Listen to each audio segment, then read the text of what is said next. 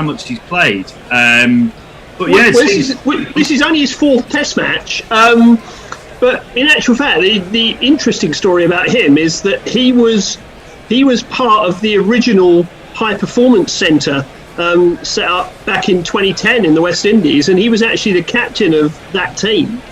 He was captain of that team, despite the fact that it contained Jason Holder, Shane Dowrich, Nkrumah Bonner, and one other who escapes me. So you know, he was captain of that team with Jason Holder in it. So clearly he had something about him at that point, and it's perhaps just taken a little bit longer to develop. So I guess if you've knocked on the door long enough and it's finally open for you, you have to try and make the most of it, don't you? But yeah, he certainly looked decent this morning. I think they did pick up 2 wickets.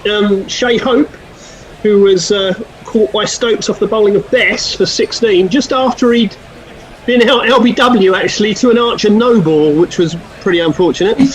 And Craig Brathwaite, after his first 50 in 22 innings, was LBW to Stokes for 65. So Stokes took a catch at slip and got his man LBW, but Brooks 27 not out, Chase 13 not out.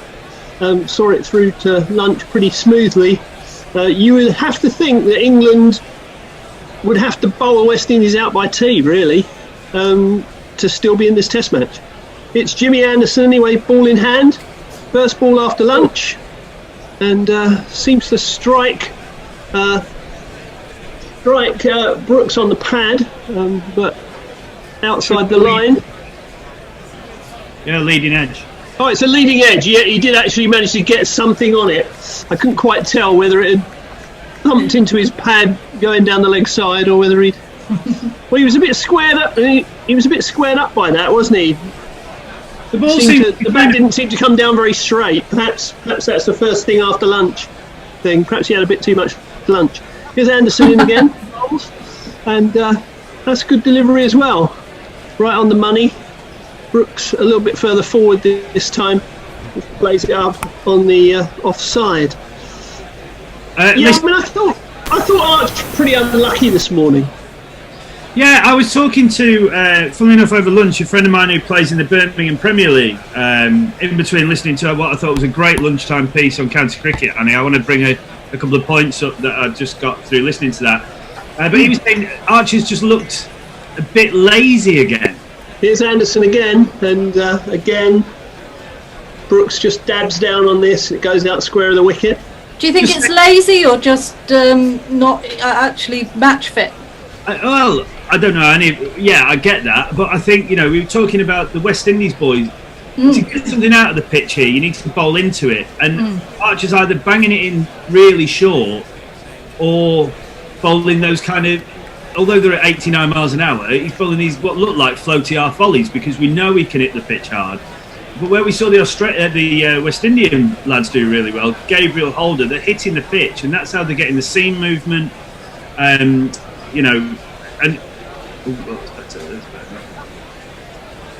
So yeah, I just don't think that Arch is really hitting the pitch hard enough at the minute. Yeah, I agree. I just wonder if he's not just quite up to form yet. But I've been asked to queue up Bear in the jingle chair, but it doesn't look like Bear.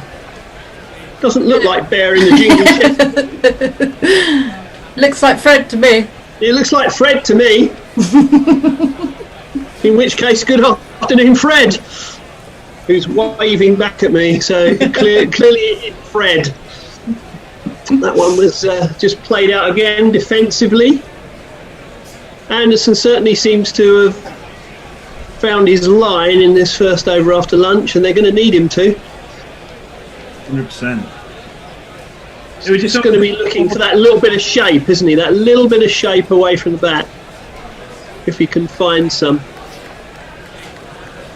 He's in again to complete his over, and this one's worked off his pads by Brooks. I think there'll be 2 to the fielder out in the deep. Yeah, they've scampered back for 2. So at the end of the over, 161 for 3. Who's talking to us on social media, Annie? Well, there's a few people talking about county cricket that our chat at lunchtime. Brian Barish says, I didn't know that I needed to hear about cricket societies this morning, but here I am, here for it. We did talk about cricket societies, yep. Martin Lawrence says, there's so many Aussie players got to get a great start to their career, including Marnus last year at county cricket, absolutely. And Norfolk Cricket Society said they'd enjoyed listening to us. They've had many great guests in recent years. There's a few. And I've also got on CricTacker, I've got MD Masu Alam saying hi. And hi to you. Bess, it looks like Bess is coming. It is. It's going to be spin. It's going to be spin. First thing after lunch. Here's Dominic Bess into Royston Chase. Plays. They're showing the replay of Bess's wicket this morning. Here he is to Royston Chase, who plays that back along the onside of the pitch. Back to the bowler. We've got a jingle for the bowler, Fred, not Fred. Yes, Dominic. Yes, jingle up Dominic Bess. It's Dominic Bess. Selected for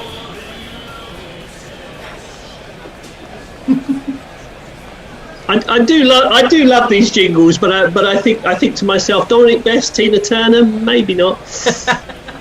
Here is Dominic Bess, and that's gone off the inside edge of the bat from Chase and gone out to square leg where it's fielded. He didn't know where that had gone.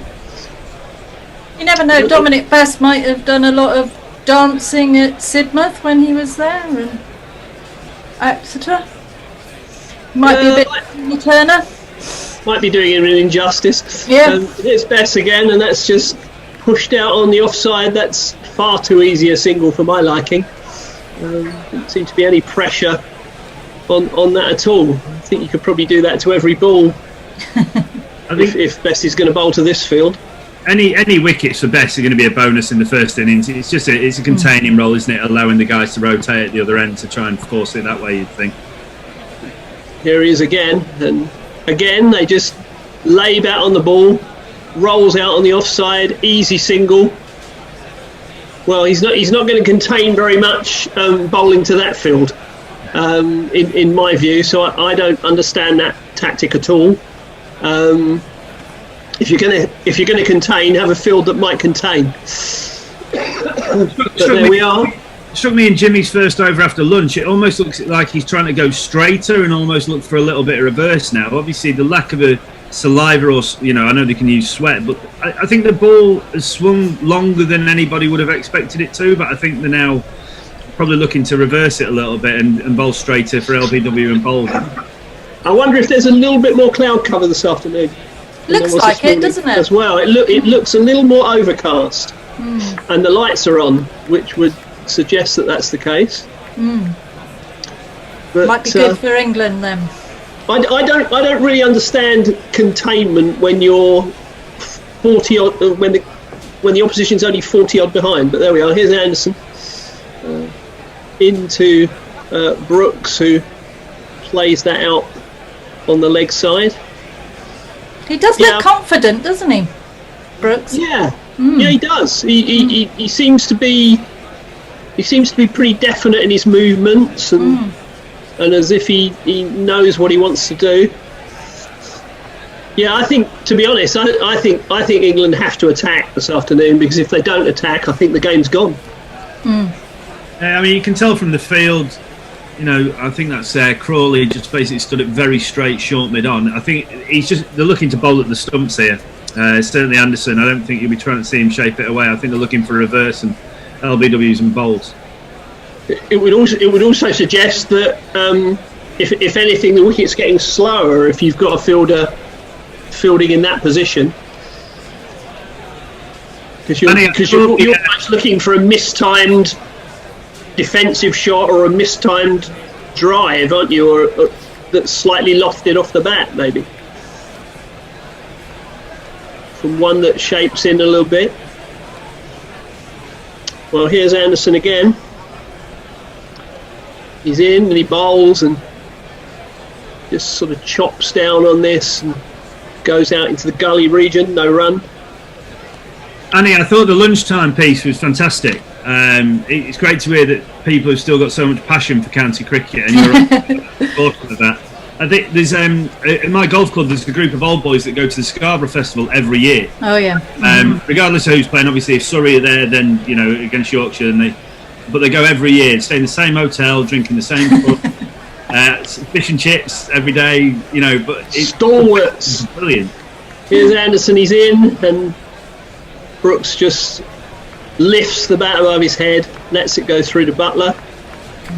Do you think sometimes the festivals are almost more popular than some of the county games themselves because it's a different environment? Obviously in Surrey they play at Guildford. The Scarborough Festival is obviously very popular. Huge, isn't it? And Cheltenham too, yeah. And they should be in lots of ways. A lot of work goes into them, don't they? I think it's something that the counties really need to think about doing more of. Here's Anderson. Oh, that one lifts a little bit, and Brooks rides it and plays it out on the leg side. A little bit more bounce there. It's quite hard to take Jimmy seriously. When he puts his angry face on if something doesn't quite go right, but then you see him wearing like an 80s Flashdance headband, it doesn't quite make quite as much sense, does it? I know, I can't take him seriously with that at all. It looks like he and Brody have got some weird thing going about headbands, doesn't it? I'll wear one if you do. Here's Anderson, he's in again. And that one, that's a lovely shot. That's a back foot punch. Just plays it out square, and it's going to beat the fielder to the fence for one of these.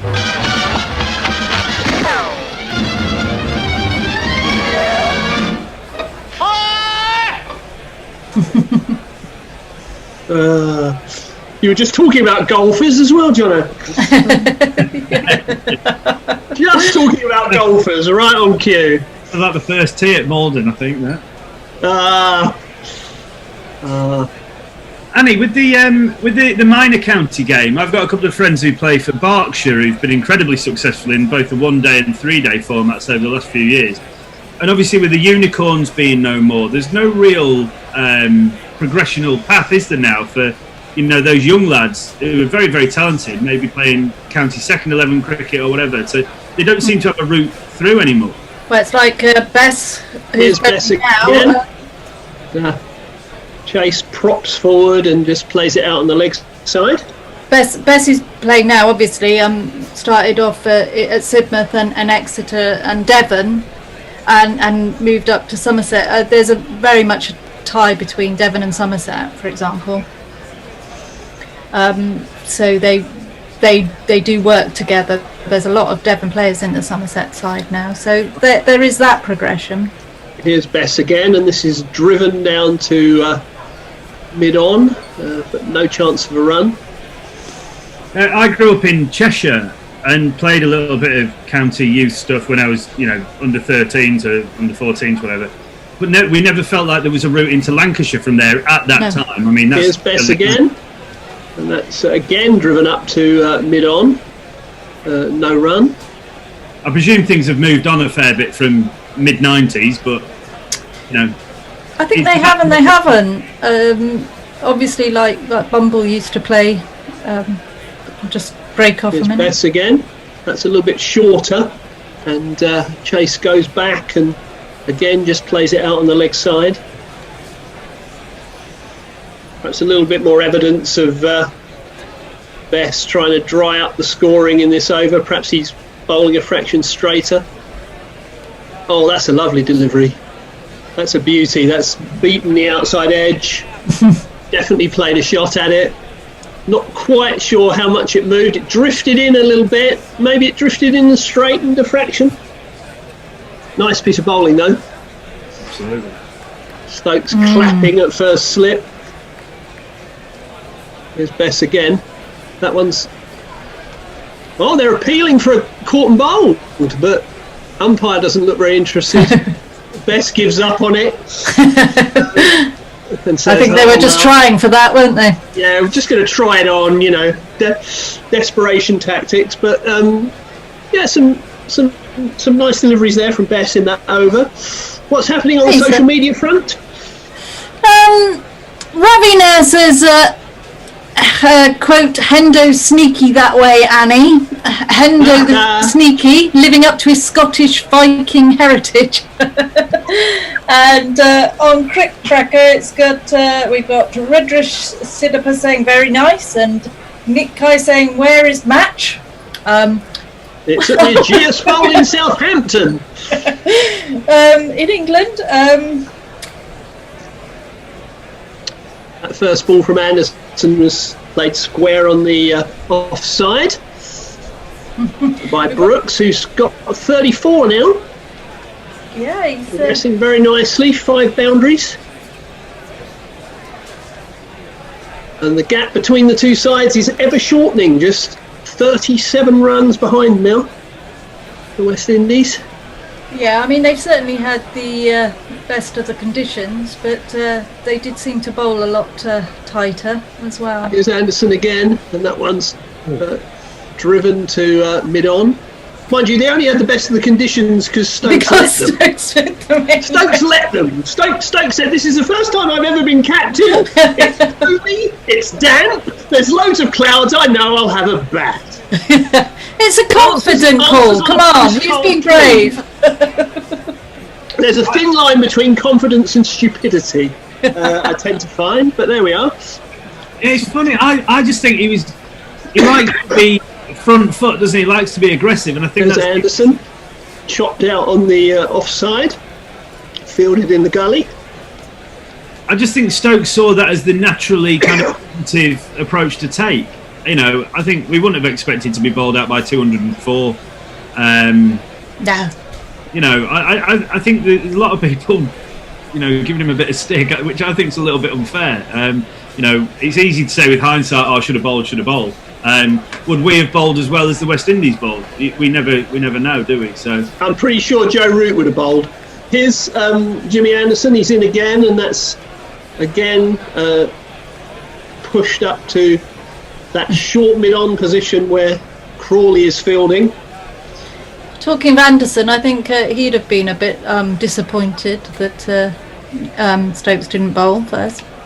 Well, I think he would. I think they were ideal conditions for Jimmy on Wednesday morning.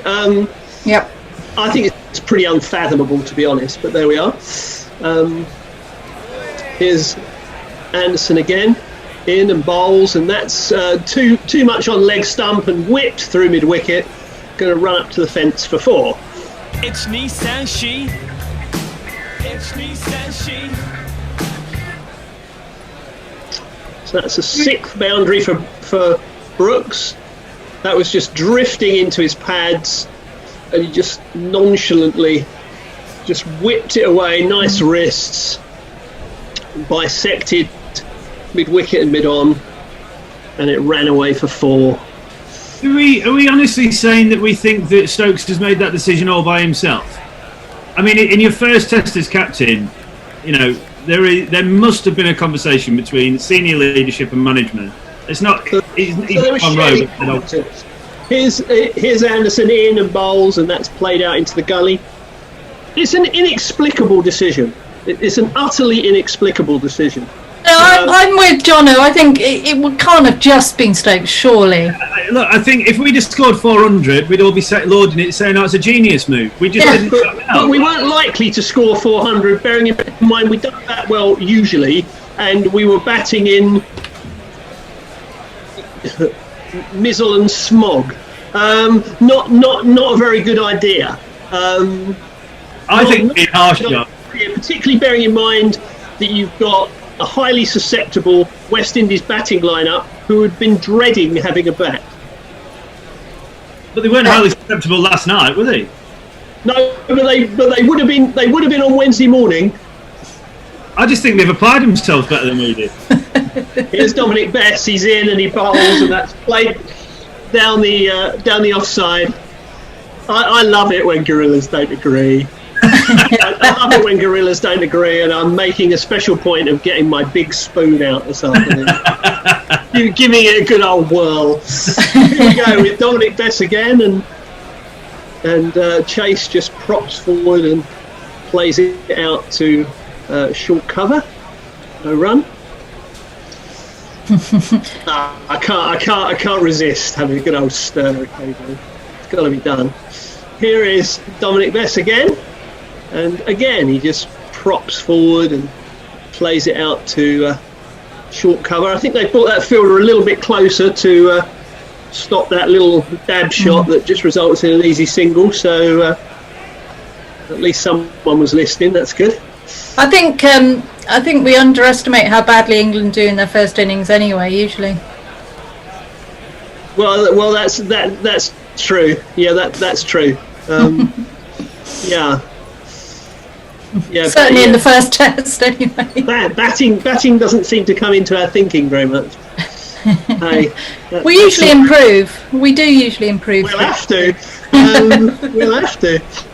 Here's Chase facing Bess again, and he pushes forward and plays that up to mid-on. I think I said on Wednesday that I think obviously the West Indies batsmen would be happy to go out and field and actually see what the pitch is doing, having not played cricket for so long. Ooh, that one nearly squeezed under the bat from Bess. I think Chase thought about driving it for a minute and then thought, no, it's not quite there, and chopped down on it, and it almost rolled down past his off stump. He's played it into his foot, actually. He's played it into his foot, and it's dribbled down past the stumps. Probably hurt. It's a little bit head in hands, but that's a maiden for Bess. 171 for 3. I think that that'd be a reason to choose to bowl. Obviously, the overheads were the overheads and stuff. I think it's a positive decision that Stokes has made. It hasn't paid off, but there's 2.5 days left in the test. The West Indies batsmen to be able to see what the pitch is doing whilst in the field obviously probably gives them a bit of an advantage. But I also maintain I think the West Indies lads bowled a hell of a lot better than the way that our lads have. If you bowl an attack, aren't taking for whatever reason if they're not up to the task themselves. Well, I think to be fair, John, I think 2 of their bowlers bowled well, and the other 2 were fairly ordinary. You think Roach was ordinary? Yeah, I do. I thought Roach was very ordinary yesterday. Didn't he have the best figures in his first spell in like the last 50 years in England? But he wasn't making people play the ball. Here's Anderson bowls, and that's outside off stump and through to Butler. You do like that big spoon, don't you? If you bowl enough balls wide of the stumps that people don't have to play, then you can make your figures look great. But you haven't looked like getting anyone out. I've made a career out of that. Hence your stoic defence of Mr. Roach. Now we understand. It's good to have the spoon out this afternoon. Love it. It looks warm there, does it? No. Do what? No, it doesn't look warm at all. Well, that's a bouncer from Anderson, but Brooks just sways out the way.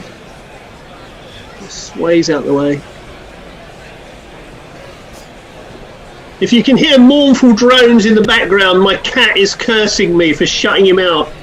Shutting him out of the room where I'm working. So he's thinking he's entitled to be in here, and I'm not sure it's that. I think your cat agrees with me and Annie. I think that's what it is. You're talking rubbish, John, he said. Not if he knows what his life's worth, he doesn't. That was just pushed back down the pitch. Back to Anderson, who throws it to a fielder. What about? They're looking a bit tired, I think. They're looking a bit cold and ragged. Well, they know they're under the cosh. That's part of the problem, isn't it? They know they're under the cosh. That there's not an awful lot happening. They need something to happen, or a poor shot to be played to give them an opening, really. One of our fellow gorillas just commented, John, usually people prefer a spade to a spoon when digging holes.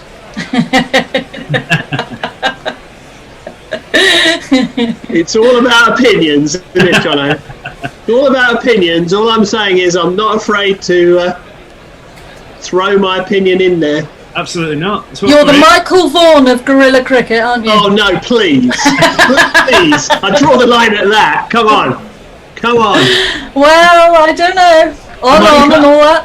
I think I have more logic than Vaughany. But there we are. Not as good a test record, mine. Here's Anderson in, and that's another bouncer, and it goes harmlessly, lollipop fashion, over Brooks's head into the hands of Butler behind the stumps. Now, I wouldn't mind Michael Vaughan's test record, but I wouldn't want to be thought of aligning myself with his opinions particularly. Knuckles just called me cruel. For comparing me with Michael Vaughan. Knuckles sticking up for me. This is good. Here's Anderson again. He's in, and that's played straight back to the bowler. I need to do tweets. You do. You need to catch up. Yes. Ravi Nair says, what do you mean Devon and Somerset help each other? Isn't that cheating? Does anyone know about this? No, you know what I mean, Ravi. Come on. T. Wiglet says, I believe it is mainly to do with his more clickbait opinions. We're talking about Vaughan, obviously. Ones where he is deliberately controversial and you don't really believe he believes it himself. Doesn't bother me too much, though. Listen to guerrilla cricket. He says, absolutely. John Mayhew says, I was at Sydney and Melbourne that Aussie summer, arguably the two best hundreds I've seen. Also saw 197 versus India at Trent Bridge in a day. Tremendous player, yet, as you say, opinion idiot latter day. Here's Bess in and bowls, and that's driven back down the pitch. I mean that's quite an interesting opinion of Michael Vaughan. I mean, I would say even when I've got my spoon out, I'm kind of holding to my opinion because I do believe it. There's not much point in me saying anything for effect because nobody listens anyway. But hey, you see, Michael Vaughan's got an audience to play to. That's a difference. Anyway, it's Bess back at the top of his mark. Such frivolity. He's in and he bowls, and that's sort of scooped away to mid wicket. No run. Bess is definitely beginning to tie up one end here. So if that is the plan, it is beginning to work. I'm fancying Chase to play round one at some point. Yeah, he may lose patience. He's driven that one out though to the cover man on the fence and got down the other end, taking a single. 172 for 3. We're giving far too much airtime to Vaughan. Apparently. So says some people. Yeah, he probably gets enough airtime of his own. It's Bess, and that's driven, but that's a nice tumbling stop at mid-off, which keeps them down to 1. Brooks has gone on to 39 with that shot. These two have got a nice partnership going. I'm not trying to jeopardise it either. I think it's really nice to see. Yeah, talk them out, Annie. Come on. No, I'm not going. I don't want to do that. Here's Bess, and Chase props forward and plays that out on the onside. I did that this morning, saying Bess wasn't looking remotely dangerous, and I didn't know why he was bowling. And then the next ball shows what you know. I've got Nick to slip, so hey, I'll just go and put my head in a bucket or something of that nature. The wife would probably think it would improve the look. What, of your lockdown haircut? Yeah, and all that stuff, yeah. 173 for 3.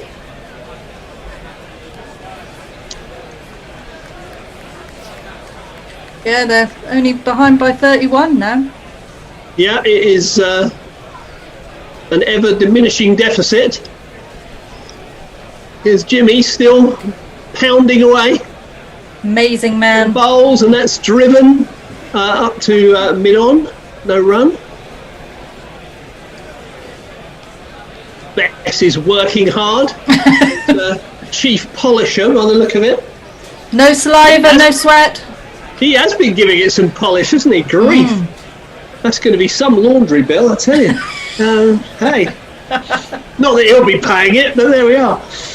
What does he care? Anderson's back at the top of his mark. Pumping the arms as he comes in and he bowls. And oh, that's a lovely delivery. They've gone up for a catch and he's given it. He's given him out. Well. That came from nowhere. Well. I always think if a batsman doesn't review instantly. Well, he has reviewed it. Well, I mean, if you know you've hit it, you review it instantly. So this is more hope than expectation, I would think.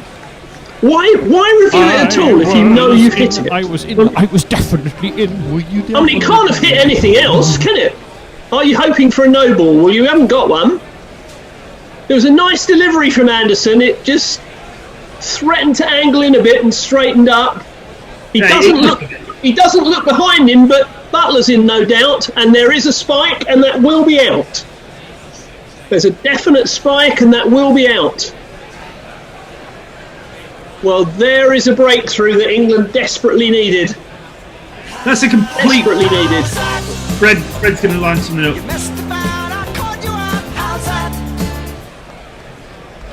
It's a complete waste of a review. He must I don't understand that at all. I honestly don't understand that at all. It's not as if he can argue that it hit anything else. It's either hit the bat or nothing. If it's hit the bat, surely you must know it's hit the bat.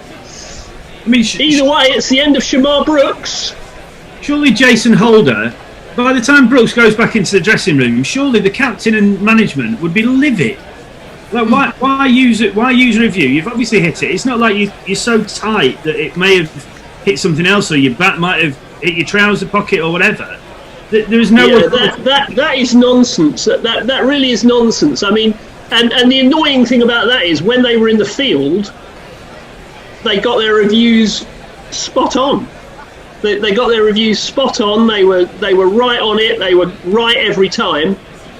And then you go and bin one like that for no reason at all. And now they've only got one review left, so yeah. Yeah, which isn't the best, but a nice piece of bowling by Anderson, and Brooks was looking dangerous, so that may yet prove to be a big moment in the game. I've just got a thing on Crick Tracker. Someone called Franklin Brooks saying, listening from Jamaica, good going Windies. I wonder if they're related. Not quite such good going now then. Perhaps he talked him out. That was quite useful. He didn't need you to do it, Annie. He's done it himself. Yeah, but you're right. Let's jingle up Mr. Blackwood.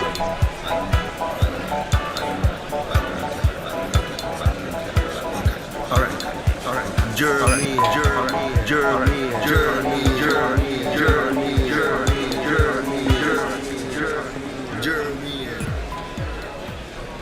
Jermaine Blackwood back in the West Indies team, forced his way back in through weight of runs, leading run scorer in domestic cricket in the West Indies, apparently, and has good discipline too from the last tour.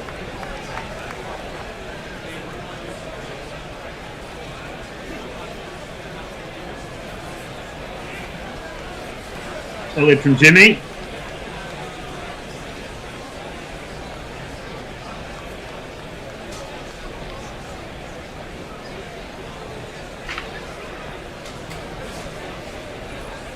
$586 wickets he's got.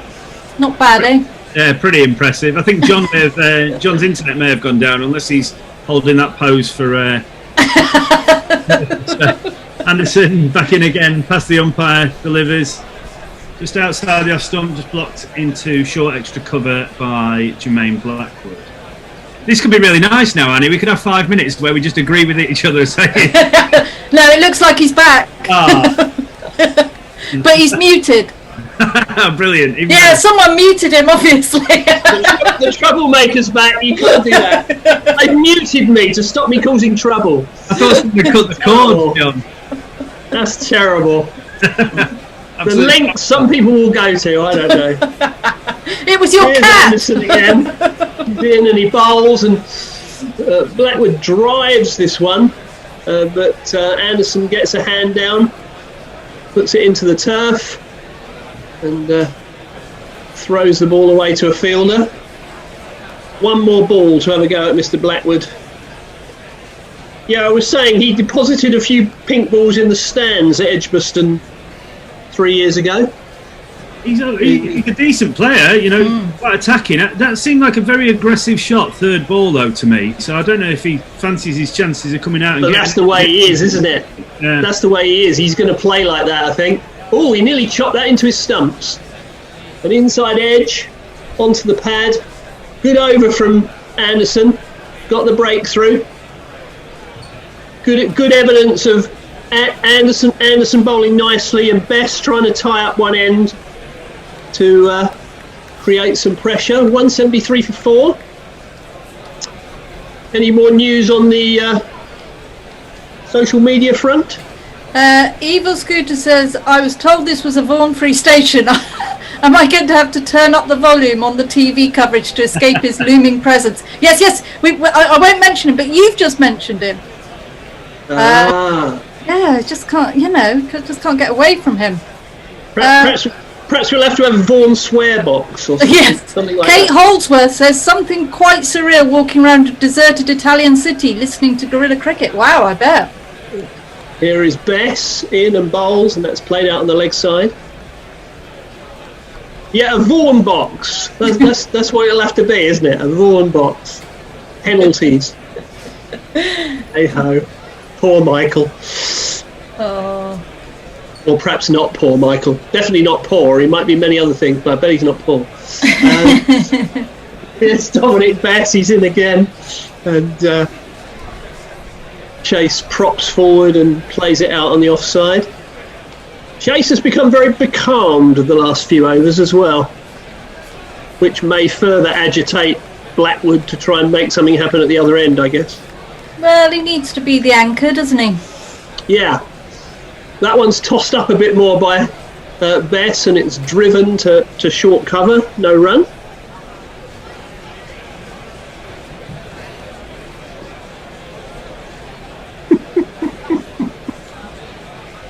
Aha. It's all right, the producer's sending messages, quite amusing. Here's Bess again, and Chase goes back and plays it back up the pitch, no run. I missed that message. Was it a good message, was it? Saying a £10 Patreon subscriber for everyone who in the team who mentions his name. His name, yeah. It'll become like Macbeth, won't it? The name he must never speak, you know.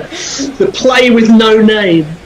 That one was again played out for no run. I love the way you say producer as well. It makes it sound very grandiose compared to. Well, I thought Knackle would like that. You see, I'm just playing to the gallery now. Here's Bess. He's in and he bowls, and Chase props forward and plays it out on the offside.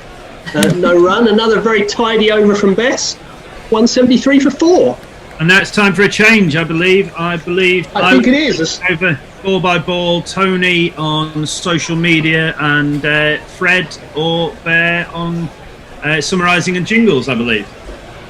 So we've been. In which case, we'll let those guys come in, and we'll all see you a bit later. Good. Thank you very much, guys. Hello, can you hear me? Afternoon, We can hear you. Right, I'm apparently doing jingles and expert summary, which one of those will be easier than the other, I would have thought. What a pleasure it is to see you, my friend. Nice to see everybody, and well, not everybody, nice to see the people I can see. Who's doing ball by ball? Me. Good, off you go. So Anderson into Blackwood, outside the off stump, left alone through to Butler for no run. What have you been up to, Fred? It's been a while since I've seen you. Anything exciting? Well, like the rest of the country, I've been doing pretty much nothing for the last few months. oddly enough, I've been busy the last couple of days. So I haven't seen very much of this Test match. Have tuned in on occasions, so been keeping abreast of what's been going on. But this is quite nicely poised, actually. I mean, West Indies are certainly in front at the moment, but they're not. You know, it's not a lock. They could lose a couple of wickets and look a little bit vulnerable if they have to bat last on this. Anderson approaches past the umpire. He goes down just outside off stump and a Chinese cut, French cut, whatever you want to call it, down to the fan leg boundary for one of these.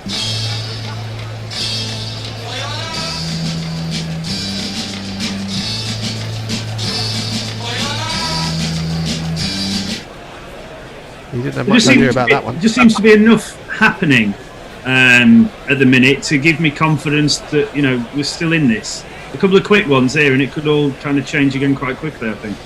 Yeah, and I don't know anyone that's not perplexed by the decision to bat first when England won the toss 2 days ago. Everyone just assumed, that they must have been put in, but no. Anderson in. Oh, and lofted over extra cover by Blackwood. A real false shot. It not been measured at all so far, Jermaine Blackwood. Gets back for a 2, but 6 from 7 balls. But he's living a little bit like a cat at the minute, I would suggest. He's playing his shots, certainly, but they're not necessarily going where he wants them to. Thick outside edge, just lobbed over extra cover for a couple. But it was a big shot. I mean, he was trying to hit it for a boundary. It wasn't an involuntary edge. He was trying to hit it straight back over the bowler's head. Anderson on his way, releases and rides the bounce there, Jermaine Blackwood. He's not a tall man. Back up on his toes and just drops it down in front of him. And the Bears doing some wonderful work, trying to edit us all into. If you're watching us on the various platforms, on YouTube, on Facebook, Crick Tracker, welcome to all of you wherever you are in the world, and in a while I'll give you ways in which you can help us. Anderson in again, past the umpire he goes, just length ball, pushed out to extra cover, chance for run out, no, would have been home, and the fielder comes in from the deep square leg boundary to tidy up. Blackwood 3 for 1. Yeah. Have we got Tony with us? You do. I was knocking and the bear was not letting me in.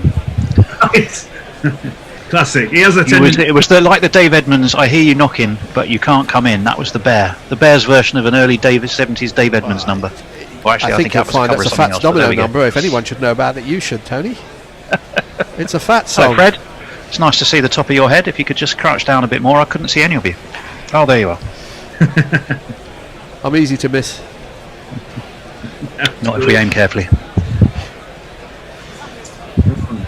Seems to be a bit of a pause in play. Anderson either just messing with the field or...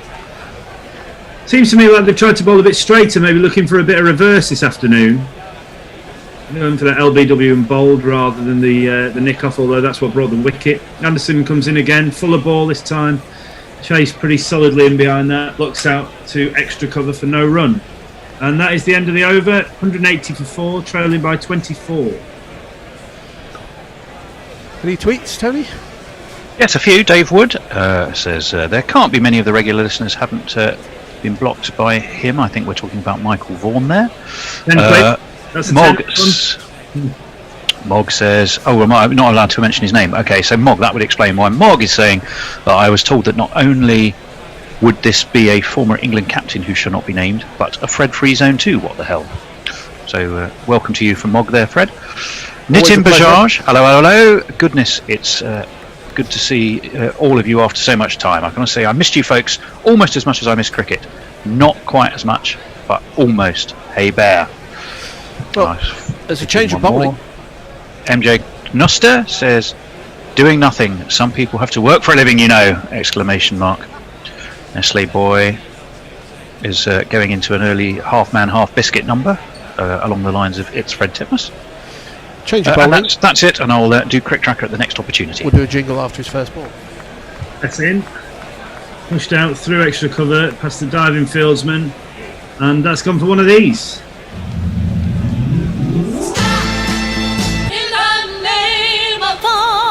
And the bowler is... Emerge from the county scene where it lies his grave. It's Dominic Bess, selected for the Lord's Test, the latest in a long line of sinners who turned out to be rejects. Besson again just blocked back up the pitch by Jermaine Blackwood. A lovely shot through extra cover for 4 from the first ball of the over. 4 from the 2 balls. Bess in again, complete the first half of the over. Straighter this time and just pushed back up the pitch by Jermaine Blackwood.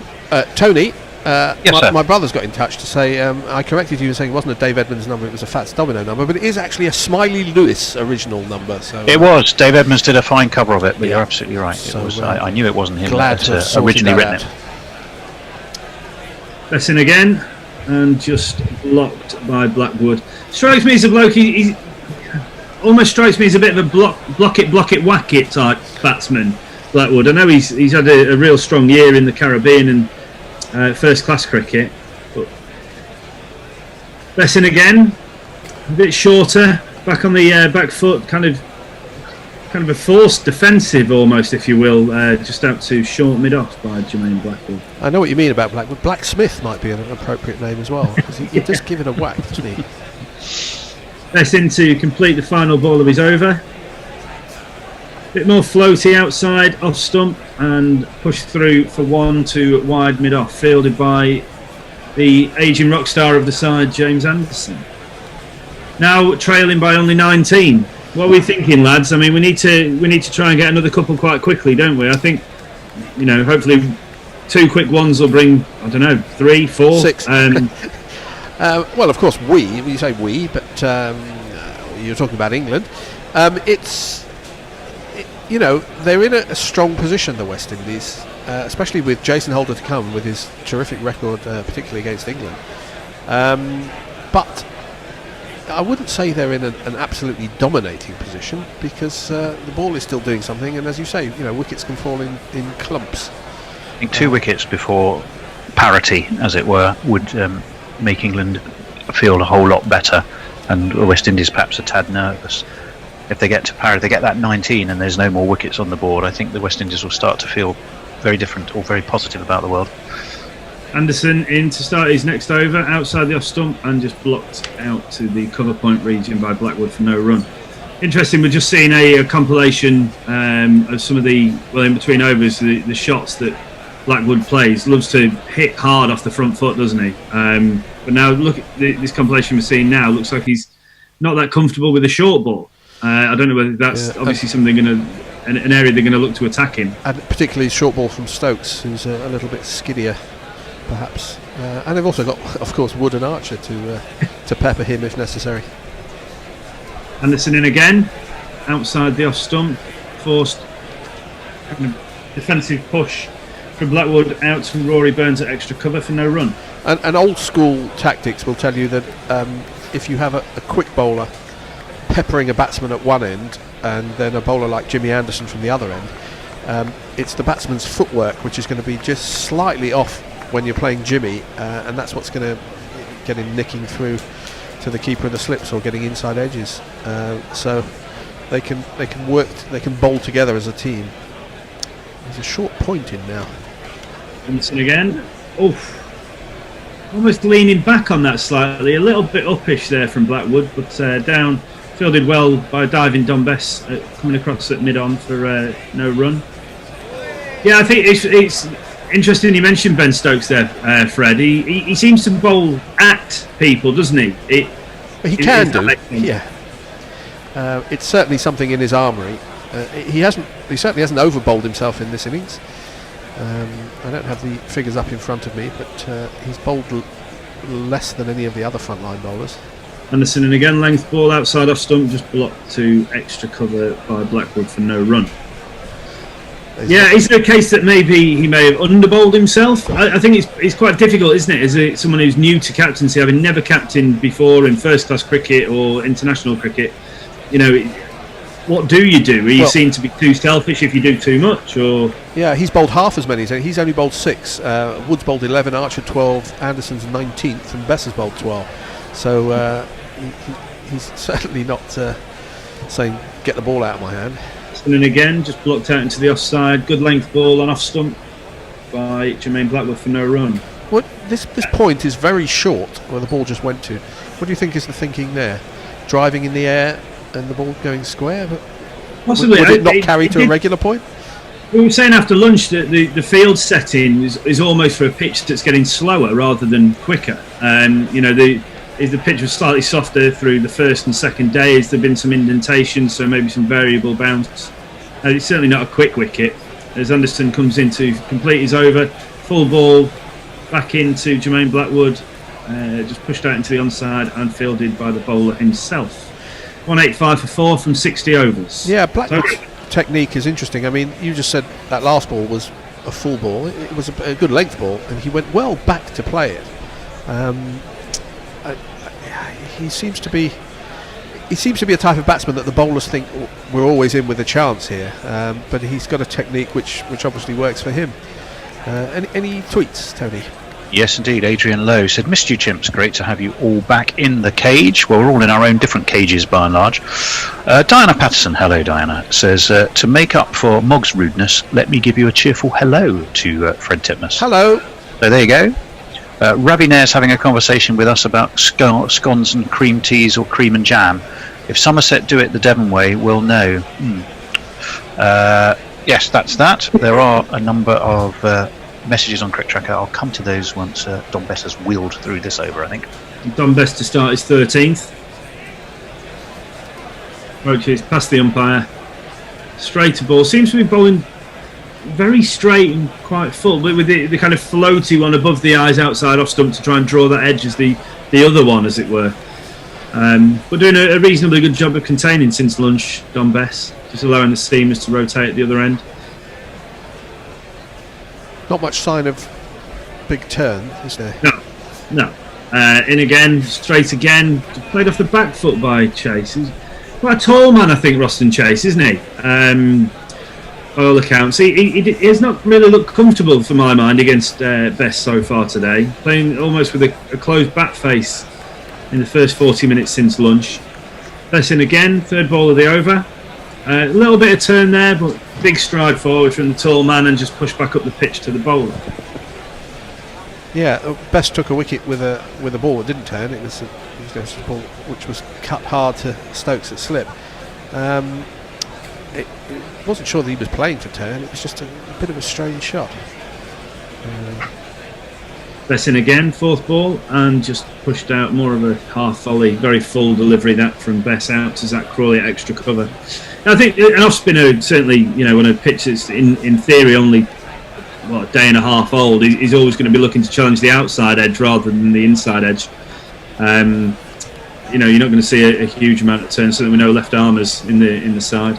As he approaches again, full ball straight, pushed up to a mid-on that's almost, you'd say, on the edge of the 30-yard circle if you were watching a one-day international. It's almost no man's land there, giving away the one but saving the two. Maybe they're expecting Blackwood to hit one up in the air. It looked like mid-on maybe. It looks like they're challenging him to go over the top and not quite get to the pitch of the ball. I think that mid-on fielder may be back on the boundary now for Blackwood as Bess comes in. And out! And he slapped it straight to Jimmy Anderson at mid-off. Wow. Well. Just big shots unnecessarily. Again, we were talking about the just before you two joined us on comm, talking about a wasted review. Well, he's just taken 2 steps down the wicket and smashed it straight to mid-off. A very strange innings. It's almost like he's on some kind of performance-enhancing drugs. I mean, he's just... It's a strange way to play, especially from the position that the West Indies find themselves in, where they just need to bat, basically. And he's as you say, he's trying to block, smash, and he's just picked out Anderson at mid-off. Odd. You're annoyed if people do that at club level, let alone international test level. a real strange innings. He just never looked like he was going to settle in and try and bat till tea and just rotate the strike and accumulate, did he? Just like, I'm going to get on with it here, and whatever the consequences. I mean, it's a legitimate thought to say, well, if we can put on 70 in 30 minutes now, it's going to really drag the game in our favour. But on the other hand, you would think the downside is more of a problem, and that's a little bit strange tactics there from Blackwood. You think of a couple of shots he played when he came down and tried to hit Jimmy Anderson straight back over his head, and it looped over cover. A lot of batsmen would think, hang on a second, well, I've got away with that one, let's just settle down a bit, but he didn't. So now Shane Darrich comes to the crease. Do we have a jingle for him, not Fred? Well, we will have, as soon as I can find him. Keep talking. Here he is. Shane Darrich.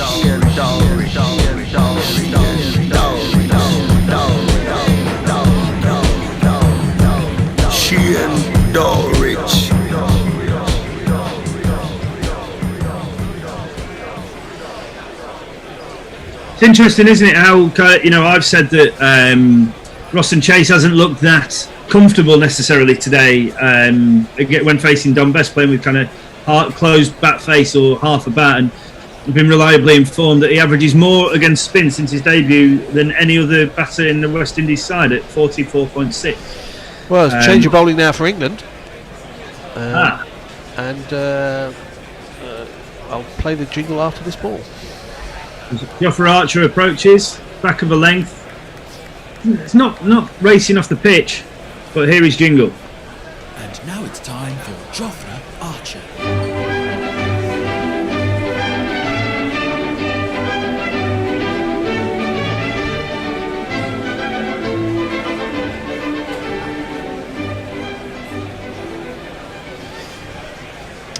Yeah, it was the selection of Bess ahead of Leach, as you say, when there were no left-handers in this. There was only one left-hander in the West Indies team. Archer again just blocked out up to short extra cover by Roston Chase for no run. And generally, you want spinners to try and turn it away from the batsman they're facing. Yeah. So I wonder if anyone's asked the selectors or the captain what was the thinking behind Bess. I mean, it could just be that the ball's coming out of his hand better, and nobody's had any cricket coming into this, so it's literally what they see in the warm-up games and in the nets.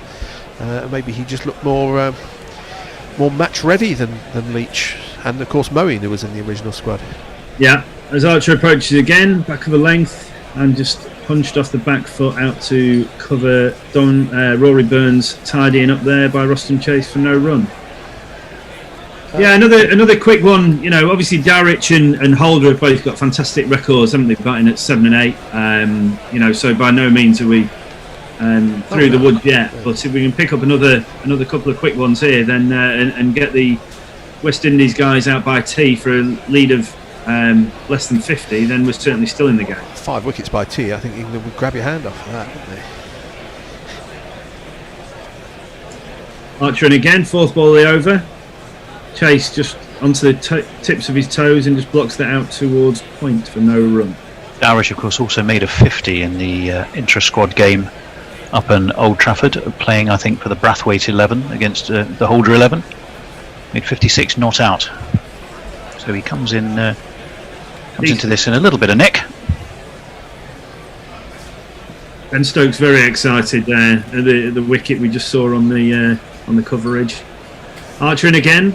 5th ball the over, fuller ball this time, and just blocked out to that short. 82 miles It's a kind of short point, isn't it, Fred? You were saying earlier where Zach Crawley is. And that was only 82 miles an hour. I know Archer's got a very easy action, and you don't often spot the really quick one. But I thought, if that wasn't a slower ball, that was a little bit concerning. 82. That's below Jimmy's pace. He starts at the top of his run, just past the umpire, Richard Illingworth, and down. Short ball, left alone by Roston Chase through to Butler for no run to complete the 62nd. Just interesting on Darrich. And that was 80. Again, averages 40 in Test cricket since the start of 2018, which is more than Watling or de Kock. Tony, any more social media messages? Certainly are, indeed. Jules Farman, MBE, says, lovely to hear everyone on Gorilla Cricket today. Equally loving the convert over to Zoom. Well planned and organised. Hello. Is she in an alternative universe that we don't know about? And enjoyed Holders bowling yesterday. Go well, everyone. Thanks, Jules. Much appreciated. Gets and grats. Has sent a caption competition, which has got a picture of Knuckle, who... I don't know what's he got. Oh, he's got his mask around his neck that makes him look like a sort of a... particularly a hippie vicar, is the only way I could describe it. It says, will you sign this for me, Emma Bunton? You will like me, I am warm. I'm not quite sure why that. Paul G says that the person beginning with V, who we're not talking about, is a horrible piece of work. Neymar Butlins says it's 6:36 in LA, and he's walking the dogs. Haven't had caffeine yet. Morning, lads. As Best bowls a short one to Darich, who pulls that out towards deep square leg, tidied up the diving stop on the boundary by Joe Denley, thrown back into Josh Butler, and they've taken 2. Yeah, that was pretty close. Well, who's that? Is that Pope under the helmet? Pope won't be thanking him for that one. I think his life flashed before his eyes there for a moment because it was short and leggy, and he thought, uh-oh, this is coming my way. That's in again. Just came off a leading edge there from Darich, but no harm done. Just dropped straight under his eyes for no run. Yeah, he was playing that with the bat beyond his front leg to the leg side of it. It's a bit of a strange way to play. Lesson again, better delivery, and Darich comes down the track and whops it for, I'm not sure, probably a 1 bounce 4? Yep. Yeah, 1 bounce 4 signal by umpire Illingworth. 1, 2, 3, 4. A bit of confidence shown there straight away by Darich, just to use his feet, and that's it. Lovely shot, right out of the middle. I don't think Bess should be unhappy to see that, even though Butler's keeping. So you know, even if he beats the bat, there's no guarantee of a stumping. But you know, you want to see a batsman who's just come in take a few steps down the wicket to you, because it opens up your options. Bess in again, better ball this time, good length, and just blocked into the offside by Darich for no run. And if anyone thinks I was being unfair about Butler's wicket keeping, then yes, that's exactly what I was doing.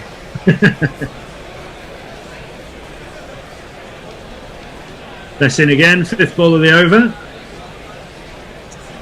Loopier one this time and hit. Ooh, straight mid-off. It'd have been in the game, but Jimmy Anderson's at a wider mid-off. And it's gone for another one of these.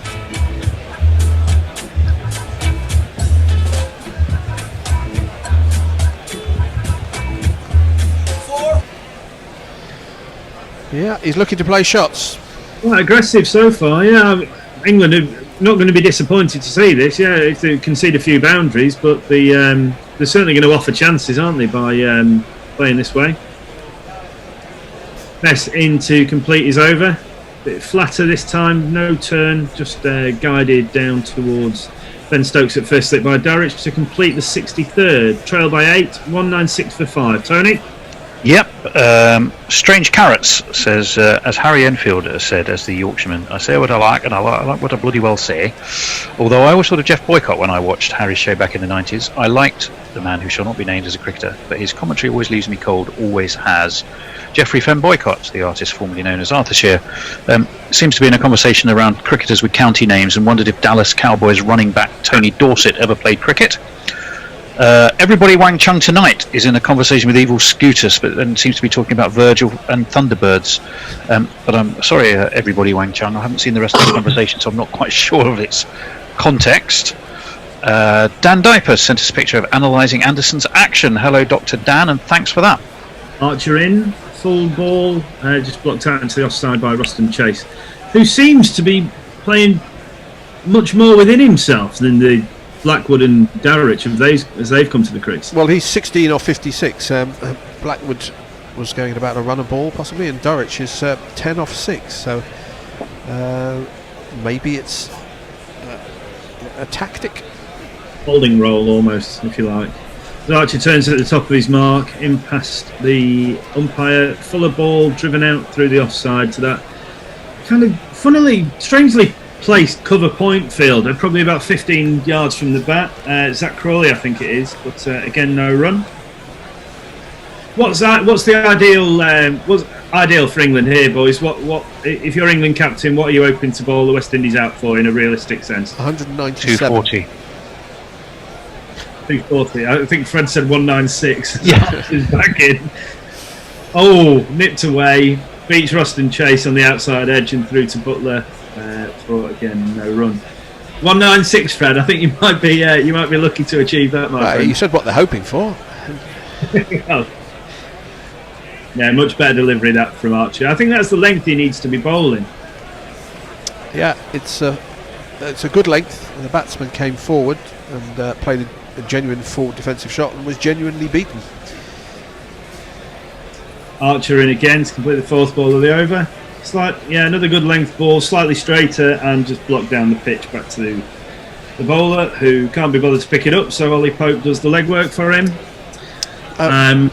Has Wood bowled since lunch? I don't think he has. He's had a pretty long break. So, assuming he started straight after lunch. I may be wrong. Possibly. I've been busy doing technical stuff, which is bare speak for actually I've been doing nothing. I've been sitting up with my feet up in the other room. I mean, Wood's bowled some really quick deliveries, hasn't he, in this innings so far, as Archer's in again. Short of one off the shoulder of the bat. Ooh, and drops short of Zach Crawley, who's coming in from that short point position. There's enough happening at the minute, isn't there, lads, to give the England lads a little bit of confidence? Well, there is, but the other way of looking at it is if they're facing a 50 or 70 deficit on the first innings, it's enough to put some severe doubts in the English batsmen's minds. So, also the potential for England to be batting at very much the less favourable time of day. Yeah, coming in towards the evening.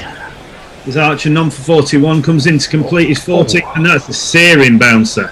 It's a real good bouncer. As Chase just about manages to avoid it and through to Butler for no run. That completes the 64th, 196 for 5, trailing by 8. Tony?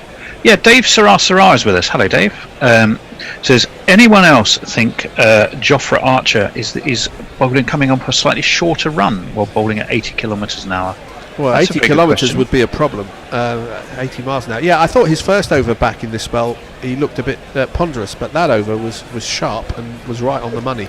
Maybe he's one of those bowlers who takes an over or so to get into it at the start of a new spell. But we're going to see the skipper bringing himself on. And if I can find a jingle, I shall play it. It's here. Ben?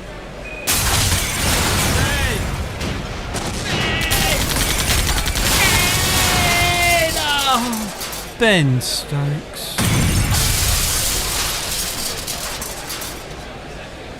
Another reliably informed stats come through from the GC team. Dowrich has been unusually aggressive. His overall strike rate in Test cricket is 46.75. As Stokes approaches the crease for the first ball of his new spell, and that's a lovely technically well played drive by Dowrich. Fielded it extra cover for no run. It's a pretty looking shot though. Yeah, well, you say lovely, but his bat was a long way from his, in front of his. It wasn't close to his pad at all. He was playing that well away from his body. So those are the type where if you get an outside edge in your court, people have a go at your technique. Yeah, absolutely, yeah. So when it hits the middle of the bat, everyone says lovely. When it doesn't, your technique is pulled apart. As the skipper approaches the second ball, that's a short one left alone by Dowrich, well swayed out of the way of there. Just a plan for Dowrich to work him over a little bit, do you think? Yeah, possibly. Just force him back. Yeah, testing England 2017 there, 4 and 5 at Edgbaston, Norton not out at Headingley, and 1 and 14 at Lords. So his record in England isn't fantastic based on the last time they were here. He'll obviously be looking to improve on that. The England boys will be looking to try and maintain that short average. Stokes, as he approaches again, past the umpire, kind of length ball, thick inside edge from Dowrich, and they fielded at fine leg as Archer runs in, I believe, and they take 2. Big playing surface as well, isn't it? The Aegeus. I think it's the biggest in the country, isn't it? So there's obviously plenty of gaps to. I think that's why the way that Blackwood came and tried to play was even more mystifying. I've never actually been to the Aegeus. How many years has it been open? I know people have difficulty getting in and out. Yeah, maybe Stokes in again. Length ball wide outside the off stump, fielded by Burns. Extra cover, no run. It's probably, I don't know, 15 years old. 2001 is the answer to your question, Fred. So 19 years. Yeah. I've been there the once to play, and it was. It just feels cold all the time, if that makes sense. It's very open. It's kind of in the middle of nowhere, and you just always feel like you're in the wind. Yeah, it's in an area called West End, and it is slightly exposed. Harwich down as Stokes approaches, length ball, and solidly in behind that. No real footwork there. He's just kind of played it with his eyes rather than actually committing to either going forward or back, but in no danger there. It's an attractive looking ground on the television. I mean, looks like a good facility. And no, it is. It's very nice when to you be build at. them, when you build them in the middle of nowhere, then you do have more space. It's where the gap is the panning round now, because there's no stadium feel to it. If the wind whips through there, that's where it always feels a little cold. As Stokes in again, short ball. Harwich didn't really seem that comfortable under that one, but avoids it well as they finish the 65th. Tony? Yeah, Dave Sarah says maybe Darwich has got orders to hit best and get the seamers into other spells, has form against off spin. Armchair Cricket Podcast says, why did Holder not walk in at a crucial juncture like 186 for 5? No disrespect to Darwich, but sending him in with so many overs remaining to the session's close does not seem a progressive move. Well, he likes his number 8 slot, I think, does Jason. Kate Holdsworth says, good to hear Fred Titmus. Seems like 4 generations ago we were at Newlands watching a spot of Test cricket. Neymar Butlin says, great, we're going to get smashed all over the place by geezer whose name sounds like a town in the Midlands. By a geezer, who's that? Dulwich. Shane Dowrich, maybe? Must be, or Ross Chase, one of the Norwich, two. Dowrich, I presume.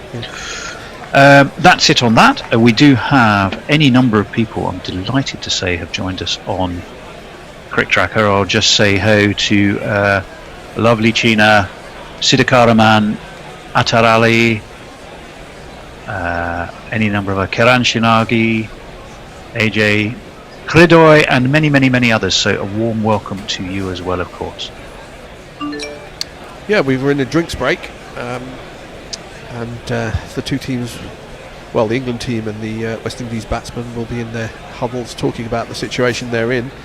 I think England have had a good half a session since lunch, and we're now halfway through this game in playing time. We've had 2.5 days, but of course we missed most of the first day. You have to say the draw is looking very much the outsider, and West Indies are favourites, but not hugely so, I wouldn't have thought. It's a big session now, isn't it? Sorry, Jono. It's you've got them 5 down. They have a reputation for that both top orders are considered to be somewhat untried and variable. It's such a cliche that one hesitates to use it, but add 2 wickets to the score in the next 2 overs, and suddenly England will be fired up. They'll be thinking of a lead of 20 or 30, and they won't consider that bad business at all. So we are at a crucial point. It was always going to be moving day, as they call it in golfing parlance, and I think we're at the moving part of moving day in the next 4 or 5 overs. I think both sides have got genuine tails as well at 9, 10 and 11, don't they? You look at Archer as number 9 for the England side, and then Alzari Joseph at 9 for the West Indies. Well, so I think Archer came into international cricket with good things being said about his batting, but we haven't seen any of them yet, to be honest. He's been quite poor, actually, both in Test cricket and in some of the one-dayers that he's had. Coming in at 9 in a one-dayer is not all that critical generally, but I think he has potential, but he may not be there quite as yet. The West Indies are 2 for 39 in the 18 overs since lunch, so going just over 2 and over. Interesting to just pick up on something that Tony said there about the West Indies captain Jason Holder preferring the number 8 berth. We've discussed at length his average yesterday across batting at 7, 8 and 9, I believe, and I think 8 is where he's scored the vast majority of his runs and certainly has his best average there. Jofra Archer in to start the next over. Fuller ball blocked out to that short point fielder, Zach Crawley, by Roston Chase. There is a logic to that as well, remember, that if you've got a slightly flaky order above you that can occasionally fall over, you need someone to shepherd the tail. Yeah. Well, And he sort of straddles that, he performs that job pretty well. I was going to say exactly the opposite, Tony. I think cricketers are too hung up on the superstitious aspect of runs they score in particular positions. I'll explain a bit more after this ball. As Archer comes in again, length ball, maybe slightly back of a length ball, just worked into the onside by Roston Chase for no run. And you hear people talking about, he's batted number 5 for his county, and he's being asked to bat at number 4 for England, or 6 and 5. And there's very, very little difference. But yes, the openers obviously, and number 3 I think are specialist positions. 4, 5, 6 and 7 mean nothing. And if you're batting, if you've got a high average batting at number 8, then you should be batting higher up the order, because you don't want to waste runs with people getting out the other end, especially if you've got 9-10 jacket who can't bat. So the fact it might be a slightly superstitious thing from Holder. Archer in, Fuller ball. Slow. Kind of seemed to die in the pitch a little bit there. That was a genuine slower ball. Try and take it on the bounce down the leg side. 73 miles an hour. Yeah. Jeff Perkins was just summoning his inner Gary Naylor. Holder obviously understands the pivotal number 8 role. Well, most of the reason, I know Gary didn't say this yesterday, most of the reason he likes the number 8 role is that you're keeping company to a batsman who is a frontline batsman higher up the order, and you're making sure you let him bat for longer. Archer in again, very full ball, probably a foot outside off stump there, left alone by Roston Chase through to Butler for no run. But You're the gateway to the tail. Well, yes. And you need to play it either way. You're either keeping company to a batsman higher up, or you're shepherding the tail. But you are the gateway to that tail. If you're a man with a Test double 100, and you shouldn't be batting as low as number 8. You should be batting higher than that. Jason Gillespie would say that. Archer in, quicker ball, short 1-2, and that's gone way over Butler, and it will be buys, I'd imagine. Leg must have come off his shoulder, but for one of these. The number of the day. Who could ask for more? The number of the day is 4. Just watching the straight off his back. That didn't really get up at all from Archer, the short ball. The 2 balls previous to that, both at 73 miles an hour, were knuckleballs. Yeah. From the looks of things. So obviously Archer disappointed there, not getting up and giving 4 leg buys away as he approaches again. Back of a length ball, solidly in behind it on the back foot, just defending out to that short point region by Roston Chase for no run. Anything else on socials, Tony? Yes, of course. Franklin Brooks was with us on Cricket Tracker, listening in from Jamaica. So a huge welcome to you. Hope you're enjoying what has been a good performance so far from the West Indies. Other than that, I think Jeff Perkins and Gary's summoning his inner Gary was our last message on Twitter for now. I think your point of I think 240 would be a fair estimation. I think of what England would be happy with from here. Yep, very much so.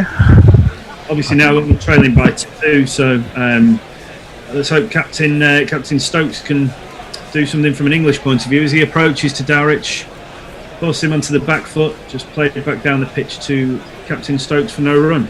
We will have a changeover after this over. I think I'm moving on to ball by ball, so I'm not actually moving anywhere but changing duties. Righty ho.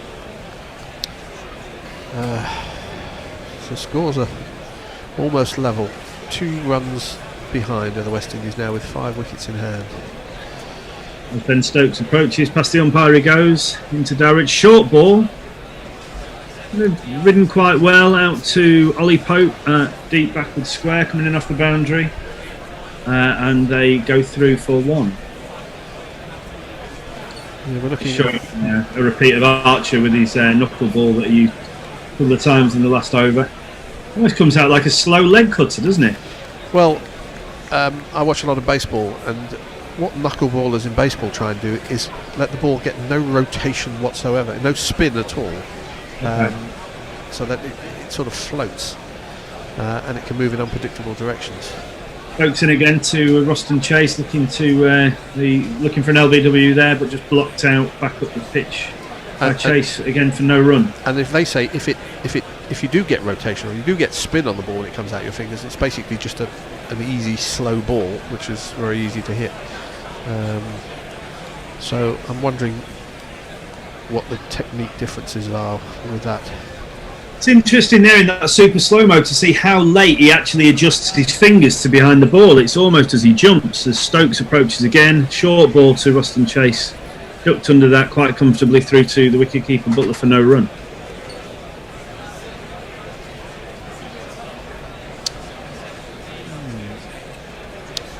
Yes, standing by for the next stint. Doing the equivalent of peeping around the studio door. It's a bit harder when people are... The Zoom equivalent of it. 2 balls left in this. Ben Stokes over as he turns at the top of his mark in past the umpire Richard Illingworth, and just a back of a length ball just defended back up the pitch to the bowler by Roston Chase for no run.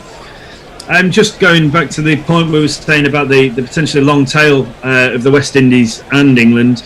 From the West Indies point of view, Roach and Joseph quite stubborn with the bat. Roach averages over 20 since the start of 2018. And Joseph had a really stubborn 51-minute duck in support of Holder in Barbados last year. I presume that was when he got his double 100, was it? Yeah, I think it was. Final ball from me as Captain Stokes turns at the top of his mark. In past the umpire. Length ball, all just worked out into the onside by Roston Chase to the short square leg region, and they come through for a single. I shall leave you in the capable hands of Tony Bishop. I shall see you all later on and bid you farewell for now. I believe I'm going to be joined by Dave and John. So, 204 for 5. So they've equalled England's score. Parity has been achieved, so not a bad time to change over. Brathwaite's 65, Brooks 39, Campbell 28, Roston Chase is not out on 17, Dom Best 2 for 40, Anderson 2 for 42, Ben Stokes 1 for 24, and missing in the wicket taking column both Wood and Archer. The attack, dare we say it, picked for Brisbane, not Southampton. John, how are you doing? Yeah, I'm doing well. I was just trying to remember, actually, how many runs Roston Chase had at lunchtime. Well, Archer's going to be in, and that's left by Roston Chase through to the wicketkeeper. Good question. I'm sure someone in the green room will fill us in on that piece of information. Because he hasn't made any runs this afternoon yet. No, David Brooke is finally there with a little bit of help from someone. David, who's that over your shoulder? That's Amelia. Well, she's clearly trying to get you sorted out and to make sure you're with us, which you are. Joss Butler's trying to rally his troops. He's clapping those green wicket-keeping gloves together. He's trying to get the wicketless Archer into the zone, and the wicketless Archer comes in and will stay thus, because that's just fenced away really into the offside to a short cover, and there is no run. 204 for 5. Those scores are level, so parity with 5 wickets in hand. David Brooke, as a man of the who follows the West Indies, you'd have bitten anyone's arm off for that if you were West Indies at the beginning of the play, wouldn't you? Yeah, at the beginning of today, it's just slightly disappointing that players got out when they were set. Archer in and defended competently, solidly, effectively by Roston Chase. And the rehabilitated Jerome Blackwood looked much the same as the pre-rehabilitated Jerome Blackwood. You know, we'd heard all the talk before the game that he was a different player now from when he appeared 3 years ago, that he was going to occupy the crease, but it was injudicious, wasn't it? That is very true. Archer throws the ball from hand to hand and starts a rolling shouldered run of his, and that's quick. It looked quick, but it was steered down to third man, and they will just take a single. Yeah, it was just over 88 miles an hour, so not his express fastest, but sharp for sure. That was Chase's 5th run since lunch. Yeah, he's not been galloping, has he? We're just going to have a look at minutes. A replay of that, I think. They won't worry about that, John, if they get to 300. Definitely not at the moment, because this is what they need to do. Absolutely. This is absolutely what they need to do, and he is obdurately holding up one end. We are, as I said earlier, we're at a very crucial moment here.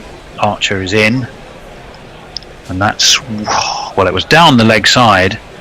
Dowrich had a little fence at it. A batsman hate it. Even bowlers take, when they happen, those leg side strangles, they seem to take somewhat grudgingly. There was nearly one there, but it wasn't, and we move on. So 205 for 5. The lead now 1. The West Indies are in credit with 5 wickets in hand. They will every run a bonus, but boy, they'd like to make that 100. As Archer is in nicely on the drive by Dowrich, but there's a ring of 4 fielders on that offside, precisely for that reason. It's the end of the over. Roston Chase will come back on strike. Archer's finished another over where he's gone wicketless, looking a little forlorn, I feel, David, a tad there. Do you sense something not brilliant in his body language? Yeah, I think body language has been poor for the whole game for Archer. Actually, he hasn't looked totally up for it today. But maybe it's the pressure of taking over from Stuart Broad. After Stuart Broad was omitted. Just been watching that interview that Stuart Broad gave just before the match, or just after the match has started. It's good that he cares. That's all one can say. He really wants his place back. Anyway, you'll believe you're on social media, David. But yes, indeed. Ben Stokes is already into his work, and that was a bit wide and floaty. And Roston Chase certainly doesn't need to put anything on that. So there's no run. Do you want some tweets? After the next ball, because then assuming nothing happens of note, you can dive straight in. Although we're looking currently at is that a spaniel or a red setter? I don't know what the dog's there to sniff out. He seems to be happy. Small for a setter. Yeah. Stokes is in, and that's take. Ooh, well, it was on the bounce to backward point. No run, but it climbed a little bit on Roston Chase. Yes, David, got some messages. Well, Neymar Butlins has been in touch to say, talking about this baseball knuckleball. In French Canadian parlance, it's known as le papillon. The butterfly. Yeah. Butterfly indeed. And a book by Henri Charrier, as I do recall, and a film by Steve McQueen with Steve McQueen in. As in comes Stokes, and that's left outside the off stump. High periscope leave by Roston Chase and taken at ankle height by Butler. No run. I have a copy of said book.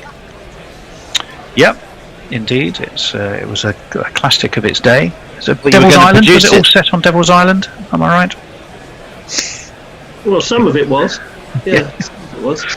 205 for 5. Chase on 18. Dowrich on 13. Ben Stokes is in the middle of his 9th over. He's got 3 balls of that left, and he's in to Chase, who's big, tall fellow, and he just stands tall and lets that come onto the bat, and there is no run.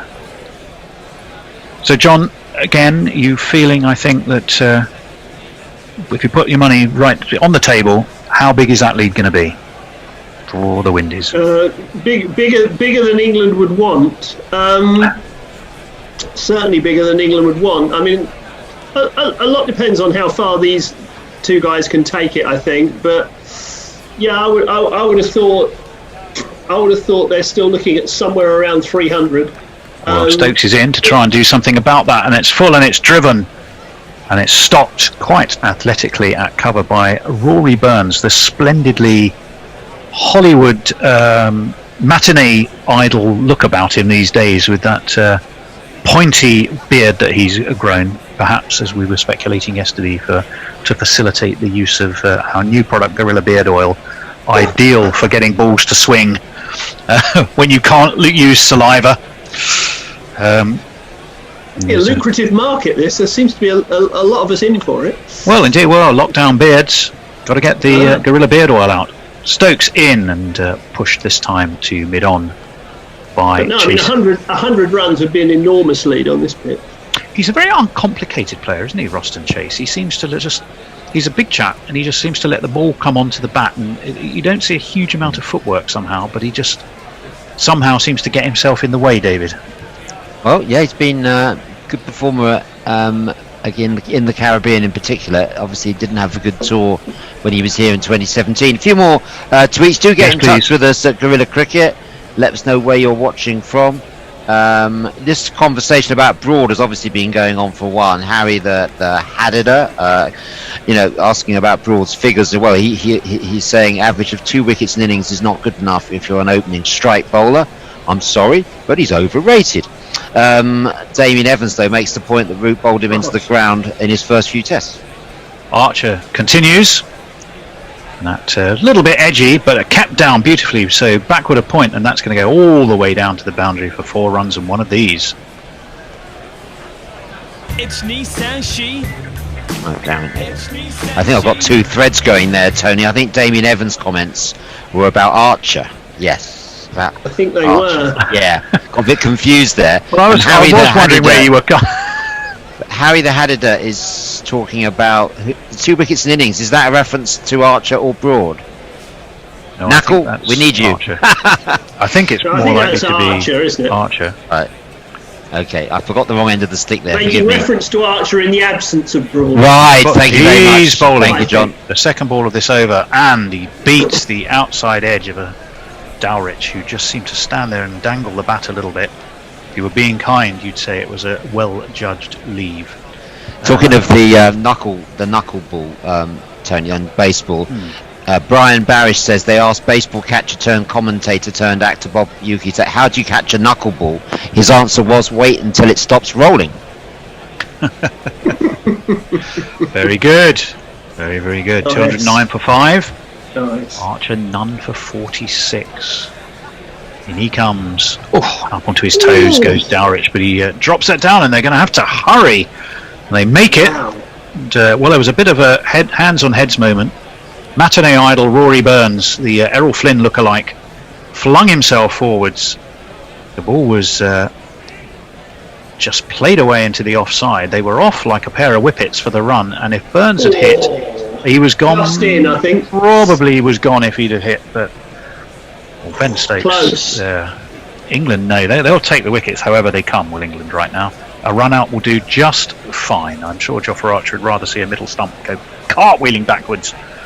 Lively work from Errol Burns, but to no avail as Archer is in again. Two slips go down, left outside the off stump by the uncomplicated Roston Chase. I think. I'm glad you said he looked like Errol Flynn, not Johnny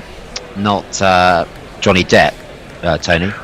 Well, indeed, yes. Johnny Depp's not flavour of anyone's month at the moment, is he? Yes, well, we'll probably skirt around that discussion. His stock is faster, is sinking faster than a Caribbean ship with a big hole in. Wonder where you were going with that, Tony. So did I. I didn't know till I got there. Say Caribbean middle order. In comes Archer, left again by Chase. Yeah, he is. I think I should call him Roston the Uncomplicated, because he doesn't seem to ever do anything unnecessary in his batting. He's a kind of a stand and deliver kind of batsman, isn't he? Economy of movement. Yeah, very much so. Well, his bowling displays the same characteristic. Yes, that's true. It does. It does indeed. It does indeed. There's a few I think who would love to have seen Hakeem Cornwall, but he's just been taking up 2 or 3 seats on the boundary. And forward comes Chase, pushed away, of which of course there are plenty. So that's not too big a problem. I got a huge pushed away to the offside. End of the over. David, in my ball by ball session. Social media messages, please. To Tom out of another hole. says, Tom O'Pollett says, I hope this is a jinx, but I don't see England getting a wicket for a while here. Okay, well, we'll see, Tom. That could be true. Leah, the birthday girl, the birthday witch, said that she would go so far as to say that Windies are ahead in the games. Yes, indeed, they are. Well, I can sense the irony. Armchair was Cricket Podcast, hello to you, enjoying your work. I'm losing hair on my head. Would Gorilla Beard Oil help with that too? I can't tell you I've tried it. I think it can only it can enhance a beard growth. I suspect it can't create miracles on the total absence of a tonsorial top. Anthony King, I wouldn't want to overclaim its powers. Anthony King, with a racing analogy, talking about Archer, a couple of good bumpers aside, he looks understandably short of a gallop. I like that, Anthony. 2 racing references there. Of course, the gallop we know about, and the bumper, the National Hunt flat race. Well, there we go. Yes. It's interesting to figure these two batsmen, Roston the uncomplicated, is 18 off. Is that 84 balls to get to 18? He's been. It is, yes. Roston, the practically immobile. Dowrich, 18 off 19. Well, they're going to have to contend with a man who's saddling up his imaginary steed, sliding his toes into the stirrups. Yes, he is an England bowler, quite good and pretty quick. So just in he comes to Dowrich, who immediately greets him with a drive, but driven straight to cover, no run. What? Bear, do you want to finish that jingle? He rudely bowled midway through it. No, you don't. Apparently not. 210 for 5. Mark Wood back into the attack. Wicketless. None for 44 for him so far. And what are we looking here at stats? West Indies 50%, England 29. Oh, the odds. 50% to a West Indies win. Yes. That sounds about right, as Wood is in onto the back foot, or really just sort of waiting and playing it down into the offside is Dowrich. There is no run. Well, I don't think the odds on our friends at Betway are reflecting those Sky predictions there at all. So I'll just double check that right now. That would be that will be interesting. I noticed Knuckles also messaged us to say that Roston Chase's bowling action is like a stop motion film of Carl Hooper. Sounds about right. Carl Hooper recently said that his one regret in his playing career is that he spent too much time bowling, particularly bowling in the nets rather than having another bat. In comes Wood again. It's quickish, but Dowrich can, in a classical manner, get his front foot forward, let the ball onto the bat, and away it goes once more into the covers for no run. Betway say that West Indies have gone favourites now at 11 to 10. That's 2.2 on the exchange. So that's making my 9.5 West Indies look quite attractive, Tony. Yes, I would say. Well, I think so. As I say, it's you do sense a breakthrough might not be far away, and that's probably partly what's creating the interest. 2 slips in the gully are ready. This is cut effectively, but it's a way through point. There's a man coming around from third man. They will have taken. Did they take 3 there? I suspect that's what they would have done. I think they took 2, did they? They're taking issue with Tom, who tweeted us to say that he doesn't see England getting a wicket for a while. Well, yeah, the West Indies have found a couple of ways to get themselves out this morning. I still think, not that I wish to deride in any way or underplay the value of a good Dom Bess. We'll just wait a minute as in comes Wood, and Dowrich plays that down to his toes. There's no run. But at least one of those best wickets I thought was a bit of a bonus. And indeed probably the one that was caught at slip seemed more an injudicious shot than a particularly magnificent delivery. So I think the West Indies will be disappointed in that, but they'll take the position they're in, no doubt about that. 212 for 5, a lead of 8. Yeah, the whole of the Caribbean will be disappointed in Blackwood's shot because that's he's known for that, for getting out like that. So even though he's had meant to have changed his ways.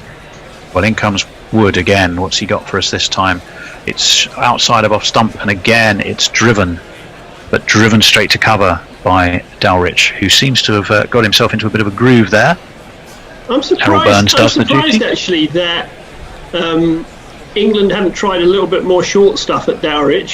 He struggled with that on the last tour. I know he's done a lot of work on it since then in terms of finding a way to defend it and developing a pull shot and that kind of thing. But I'm surprised they haven't peppered him with a few. Yeah, well, they did earlier on in his innings. I mean, a lot of the debate yesterday was how England, and certainly this morning about yesterday, was England bowled considerably shorter than the West Indies, and the West Indies bowled better in typically English bowling conditions than England have. So I kind of agree with that to a certain extent, but I think it was you, John, who said, well, you can't ask if the bowler's in there to sort of rough batsman up and bowl really quickly. It's not necessarily right to ask them to suddenly pitch the ball up more, but that's, I genuinely think, what they should have been doing. We're going to see more of Don Bess. I think 2 for 40 for him. Emerge from the county scene where it lies his rain. I think, John, you're right about Dowrich, because he had that weakness against short pitch stuff, and he's got better against it. But yeah, you'd still expect them to have greeted him with some chin music. I would have peppered him a bit, definitely. Yeah. Well, he's going to be in and bowling to Roston the Uncomplicated. Ben Stokes is lurking in the slips, and Roston just gets a big foot forward and nudges this away into the offside. There is no run as a best of 5 for 51, which he got at St George's Park earlier this year. Don Bess, he'd love to do that again here. Well, he's 2 on the way. In he comes, and driven by Chase, but driven straight to mid-off, where Jofra Archer tucks himself in behind it safely enough. He's got a big old mop of hair, hasn't he, Don Bess? Stops rather abruptly, doesn't it? Slightly gingier than we thought as well. And this one is late cut quite beautifully by Roston. That's away past Ben Stokes. I don't know if it's going to make it all the way. I don't think it is, because Stokes is not the kind of man to give things up, and he isn't going to give that up. So it's hauled in short of the boundary. But there's a lot to admire in that shot. Perfect late cut off a spin bowler. 2:15 for 5 the score. We're halfway through the 72nd over. The lead just keeps, I wouldn't say it's running away, but it's creeping up. Every run makes England that little bit more uncomfortable. As in comes the tousled Bess. And this one is driven, but driven straight to cover again by Dowrich. He's at least moved on to 20 from 26. Roston Chase, a patient, watchful 21 off 87. In comes Bess once again to Dowrich, and onto the back foot goes Dowrich. Just plays this back down the ground. There's no run. Dowrich has played very well since he's come in. He has. Said he's a different batsman than the one we saw in 2017. Yep. No, he's done a nice job. 1 ball left of this Bess over. Shot. Driven this time between cover and extra cover. No point in chasing that. He's been looking for that shot about 3 times, and finally he's executed it right. 4 runs. 1, 2, 3, 4. David. Social messages. Sorry, John. That boundary meant that means that Dowrich has now scored as many runs in one innings as he did in the entire tour. Ah, yes, he had a poor tour in 2017, but more recently, John, of course, that century in the Caribbean against England last year. His average has gone up considerably since then. Durban Oak, can you hear me at the back? I've got a new mic set up here now, thanks to Bear, who've made some changes at lunchtime, because you've just tweeted us with a rather interesting a picture with the word Doom, and Anna Forsyth has picked up on that. Morning all, not awake enough for proper analysis, but doomed? Question mark. Well, Tony, are we doomed? Not yet. If we as England, I think Anna is referring to the we as England. Well, Anna, I don't think we're doomed yet, but England would love to add 2 wickets to the score. Yes, my we was the human race, obviously. That's good to hear about your we, David. Normally we'd prefer you to keep that for your doctor, and that's cut away backward a point for 2 runs. Can't get to see him. Chance would be a fine thing. The only way I'm going to give a urine sample at the moment is out the back window. Well, anyone passing underneath would be less than grateful for that. Would be 221 for Monty 5. Would be advised to have an umbrella. Yeah, it'd be as dangerous as walking under a nightclub where Monty Panesar's coming out. I think we should move on past that. 23 for Roston the Uncomplicated, 24 for Dowrich. In comes Wood, and that's tickled away around the corner, down to long leg, and I think it's leg buys. Signalled by the two Richards. So, Tony, you think nothing of referring to Rocking Cornwall's size as occupying 3 chairs, but you didn't say don't 3. like Monty Panesar reminding you that he was actually done for urinating over some bouncers in a Brighton nightclub. It was over their shoes, wasn't it? Yes, It was. It was over their shoes, as I recall. Not out of a window. I think it was over a balcony. He was on the balcony. Oh, was it? I didn't realise that. And they were down beneath. Oh my lord! Hallelujah! It's raining Monty. 225 for 5. The lead 21. In comes Mark Wood, and Chase again. I can't say it anymore. It's just solid, uncomplicated, pushed away into the onside, unflustered. Maybe we'll call him. We'll change his name to Roston the Unflustered at the moment. He's booked in. He doesn't look breakfast. I beg your pardon. He's booked in for bed and breakfast. Well, I think he is. I think they are by dint of the fact that they're not allowed out the bubble. Yeah, so, there's no option on that front. So Beefy's restaurant in the Hilton Hotel in the Aegeus Bowl is where they will be, at least for the next couple of days. And I think that was a replay. But presumably not all at once. No, it wasn't. Is that a replay? I'm seeing it jumping around a wee bit. Yes, I thought I was watching some replays there. Mark Wood.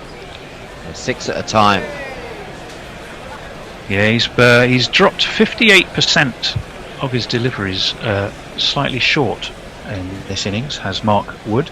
I think that was rather the point of what we were looking at there. He's 23%, about 8 metres from the crease. So he's been bowling, I still think, shorter than one would ideally like to see. In he comes again, 5th ball of the over, and that's on the off drive, but driven straight then to extra cover. He's on his knees. I think that's the first time. Is that the first time we've seen him do the Mark Wood sprawl? But down he went. That's the first time in this test match. Yeah, first time. Well, and indeed this series, but yeah. So we seem to see that a lot, didn't we, in previous games he's played in. He's quite often ended up face planting. But that, I'm pretty sure, is the first time this match. Beautifully, solidly defended, regardless of that effort. Yeah, he went over it yesterday, didn't he? And, did he? Yeah, so his first fall of the day. His first sprawl of the day. Well, he's in again to Roston Chase, who holds his bat high and stands, waits, drops the bat away into the offside. Again, there is no run. Touching 90 miles an hour, end of the over, and time for some more social media messages from David. Well, it's a question really to us all from Jonah, who says, "Good day, chaps. When Wood and Archer are bowling, is the ball doing much? Seems a bit shite, nearly 100 runs off them with no wickets. Thoughts, gentlemen?" Well, John, do you want to take that? Yeah, I do, because I think, we've been talking about the fact that they've bowled shorter than perhaps is ideal for the pitch. Because they're quicker bowlers, but then to be fair to Archer, he's then tried some knuckleballs and he's pitched it further up and he's bowled some slower balls, and then it seems because he bowls slower balls, people say, well, now he's being lazy because he's not really putting his back into it because he's not bowling quickly. Well, you can't have it both ways, can you? Well, Don Bess is going to come back into the attack. Thank you for that, John. 2 for 47 for him. He's going to bowl his 16th over. Does he still have that slip in place? No, they've dispensed with the slip now for Bess. No, I think he was standing directly behind the wicketkeeper. No, he was. He suddenly appeared. He's appeared from behind Joss as Butler. if from nowhere. Bess. Yes. Down to meet him comes Dowrich on the drive, but it's driven straight to mid-on, and they will just take a single. 226 for 5, 22 the lead. Chase has galloped on now. He's galloped on to 23. He will be facing because that was a single there for Dowrich. This partnership, 40 runs off 73 balls, and a huge frustration for England and the imaginary crowd at the Ageas Bowl. They've played very well. They have played beautifully in their own way. Brilliant. Yeah, you took the words out of my mouth. In comes Bess.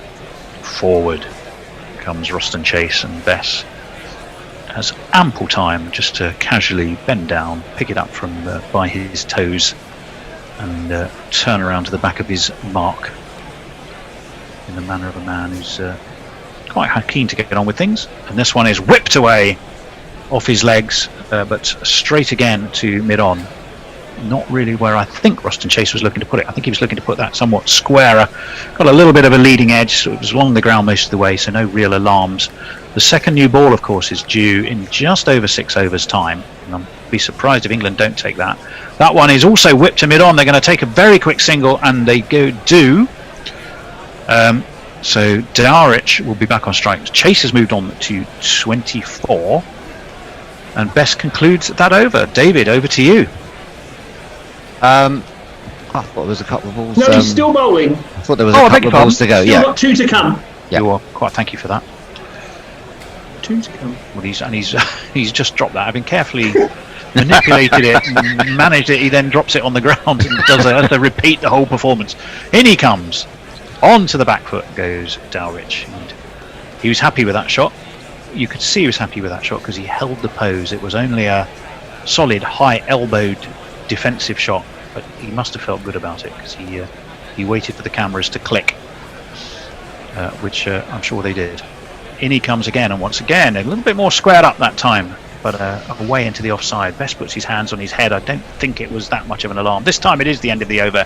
It is David Brooke on social media time. Jeff Perkins, hi Jeff, says is only being able to urinate out the back window. A euphemism, in which case I hope Dave recovers soon. Thanks for your concern, Jeff. Go to our Twitter feed at Gorilla Cricket, send us a message. You'll see if you come on there, wonderful portrait impression of Jofra Archer from Dr. Dan Diper. Thank you very much, Dr. Dan, for sharing that with us. Go to at Gorilla Cricket on your Twitter deck and let us know where you are and what your feelings are about this interestingly poised match. Reminder, Tony, if I can, a plug for tea time. Yes. Don't go anywhere at tea, 'cause we've got Roland Butcher joining us from Barbados and Fantastic. Toby Radford analysing the West Indies batting. He was the batting coach until just last year. Well, at the moment, wonderful Mr. Radford. At the moment, he'll be more than happy with what he's analysing. Mark Wood is going to continue. He's over the wicket to Roston, the uncomplicated, who, as to the manner born, just nudges this away into the onside. There is no run. 2:27 for 5. We are just into the 75th over. That new ball gets ever closer, and it makes you wonder. Perhaps maybe one more from Wood and then hold him back and to give him the new ball, or do you think it'll be Jimmy and Archer again, John? I would have thought that they'll go with Archer, personally. Yep. I think he's been unlucky today. As in comes Wood, and onto the back foot goes Chase. Just pushes it into the onside. No run. 2 slips in for Mark Wood. So a little bit more aggressive. I think one of them was it the slimline Dom Sibley? Yes, he is very slimline, isn't he? Well, after Sri Lanka, he was so impressed by the sort of exercise and work ethic of the likes of Root, particularly Ben Stokes, that on the plane home he vowed to give up the pies and chocolate buttons. That's Hendo. Get himself on slimmer. In comes Wood. And Chase again just goes up onto his toes, but works the ball out to the onside. There's no run. Tony, as Hendo said yesterday, he'd taken, after he shouldered arms and played no shot when he was bowled, he said he's taken abstinence till too far. Well, he's sort of stopped using his bat as well as his knife and fork. Yeah. I think you're probably right. 2:27 for 5. Don't groan at me, John. It's one of Hendo's. Well, yeah. Halfway through this Mark Wood over, he's just short of 50 up without a wicket. In he comes.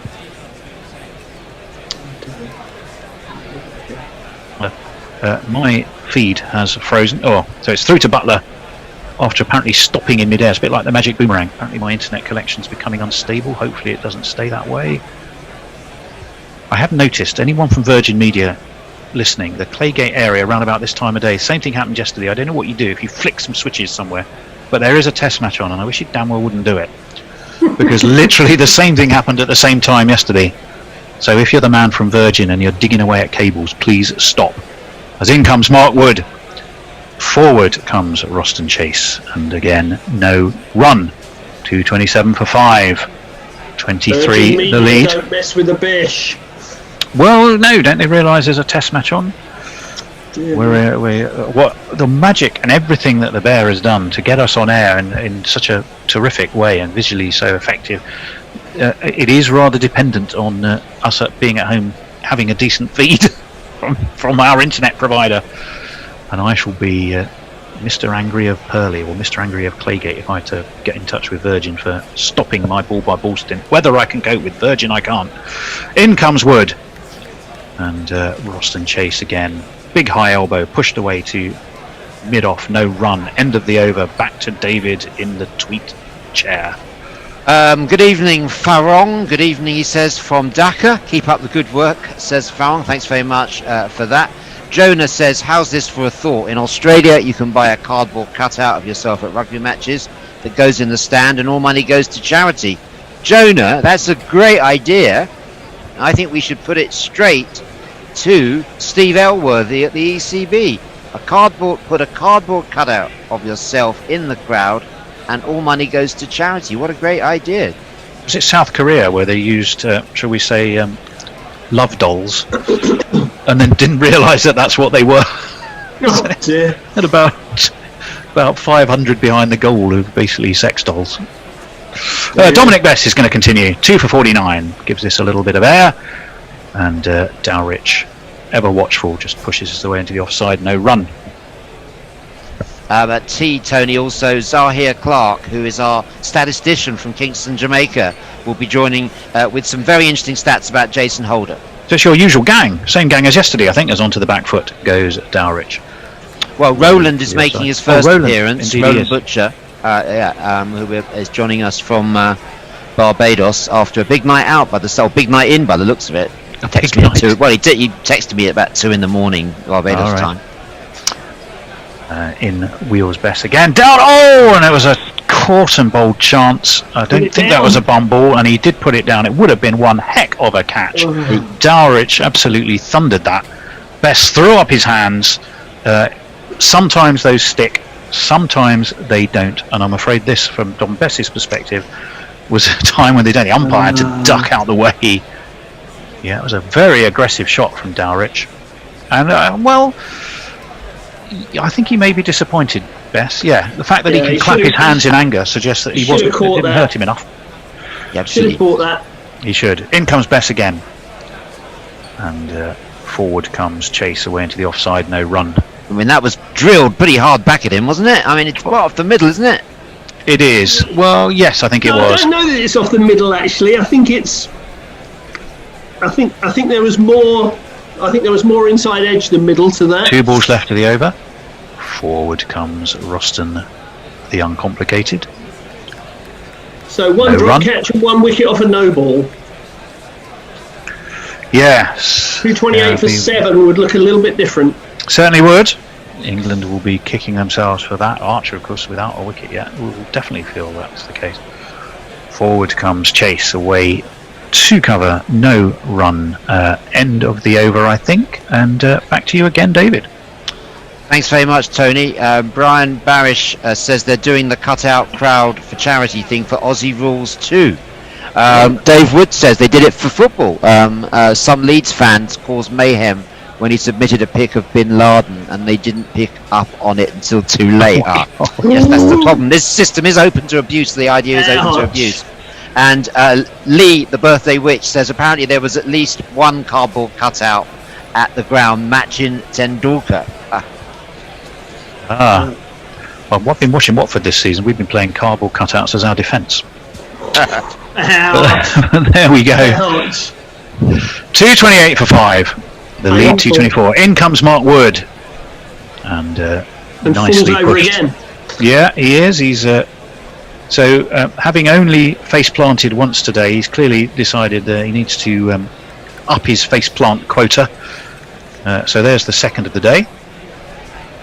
See, does he just overbalance? Yeah, he just throws himself. He has so much shoulder, kind of the momentum of his shoulder movements sort of seems to drag him forward. Propels himself down the pitch. I'd love to, David, I don't know if in your many contacts you could lay your hands on a fast bowling coach, but I would love to hear the an expert analysis of Mark Wood's action. This one is short and wide and outside and of Dowrich's off stump, and he does no need to play that, and indeed doesn't. 86 miles an hour. I mean, Toby's got some interesting observations on the bowlers, Tony, so I will put that to you. I'd be fascinated to hear his view then of Mark Wood, who to me it's a bit of a runaway train action. You know, it's dangerous but never fully under control. It's the way I see it, but I'm not a bowler. But there we go. He's got 4 balls left of the over. He's bowling to Shane Dowrich, who is ready, and it's on off stump. Dowrich plays it away nicely into the offside. No run. Again, he's just become. He went off with a bit of a rush, did Dowrich earlier on, but he seems to have steadied his approach now. Roston has definitely been watchful in his Roston-like way. Well, tea time is approaching, isn't it, Tony? It is indeed, when you will have the pleasure of the company of David Brooke, Zahir Clark, Roland Butcher, and recently former West Indian batting coach Toby Radford, and this one is cut superbly backward a point. Don't chase that, it's 4 runs. What a gorgeous shot that was.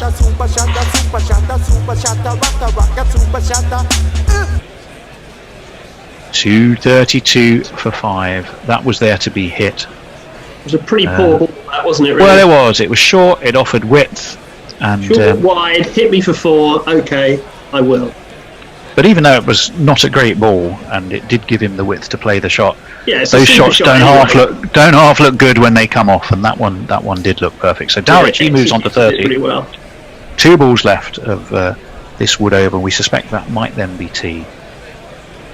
And this one is defended away into the offside by Dowrich. Touching 89.8, touching 90 miles an hour by Mark Wood. He has 1 ball left. His 50 is up, but not in the way he'd want it. None for 52.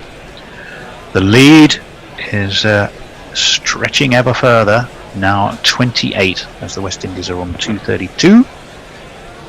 And I think barring something quite unexpected, it will be 5 wickets down at tee, which will make West Indian followers, players, and anyone who follows them very happy indeed. I suspect that's away down leg side, and Dowrich has a little flick into the gloves of Butler. No run. And do we think that is tee? It should be, according to my watch, unless I'm missing. What's our timings today? Has play been extended leading up to tea time? 3:55 tea, Tony. Oh, big pardon. So we got another 12 minutes. Yeah. Well, I got. Thank you for that. So the lead 28. So we will carry on for now. I can see Zahir is Roland, and others are all waiting for us. All jumped the gun slightly. Yes, well, remember 204 England made. We're going to see Dom Bess continuing. He has 2 wickets today, 2 for 50 for him. We're 77 overs completed, so 3 overs for that new ball is due. Dom Bess is going to be bowling to Roston Chase, who is onto the back foot, just pushes that away. Ollie Pope, the man under the lid, who wore a couple last night, as I recall, or maybe it was this morning. No, it was this morning, wasn't it? And a couple seemed to the ball seemed to follow him for a wee while there. In skips Bess again. Stokes, as ever, at first slip, just dropped down and back to the bowler. Number 47, on the back of the tousled Dom Bess. 232 for 5. He skips in, the wind ruffling that fine head of hair of his. That's flicked away by Chase, but straight to mid-wicket. There is no run. I don't think these two are going to be in the mood to take too many risks with tea looming. Well, no, because they also don't want to lose a wicket before the new ball. Indeed not. And that one is bat's dropped on that. It's away past Ben Stokes at slip. They will take a sharp single. The lead stretches to 29. Chase moves on to 25. Dowrich on 30. Bess has 2 balls left of this over. And perhaps with tea in mind, that's why they're persisting to let Wood keep going, and, as we rather suspect, likely to open with the new ball with Archer and Jimmy Anderson. In comes Bess. Bit of air there. On the drive goes Dowrich, but beautifully, excellently fielded by Ollie Pope, who is now out there at cover. Lovely wristy shot there from Dowrich. Deserved better than that. Yes, it was a lovely wristy shot. Wristy, not risky, because he was certainly in control of it. In comes Bess. This one, Dowrich just quite watchfully plays into the ground, back to the bowler. And that is the end of that Bess over. David, back to you with messages. Well, Gits and Gratz says the current trio, who says is a great trio of gorillas, by the way, does rather appear like God looking down on me in the centre. That must be you, Tony. Flanked by an angel on the left, and only due to lighting, the devil on the right. Well, I can't see. I'm looking at our Zoom feed. I think you're the angel, John. That makes me the devil. I think I'm the angel. You're the devil. No, you're in the centre, Tony. You're the God. No, John's the picture. What I've just seen, John's in the centre. We ought to get the tweeter to explain who is who. Come on. Yeah, we're different on everyone's screens. You see, Gits and Grats, so we don't know who you're comparing to our Lord. You cannot leave us in suspense on such matters. Who's the Godfather? We want to know, because we might have some... demand to know. Yeah. You seem to be either the three graces or the Father, Son and Holy Ghost. The Holy Trinity demand to know which is which. Or more likely, I suspect, the good, the bad and the ugly, but we don't really want to go into who's who in...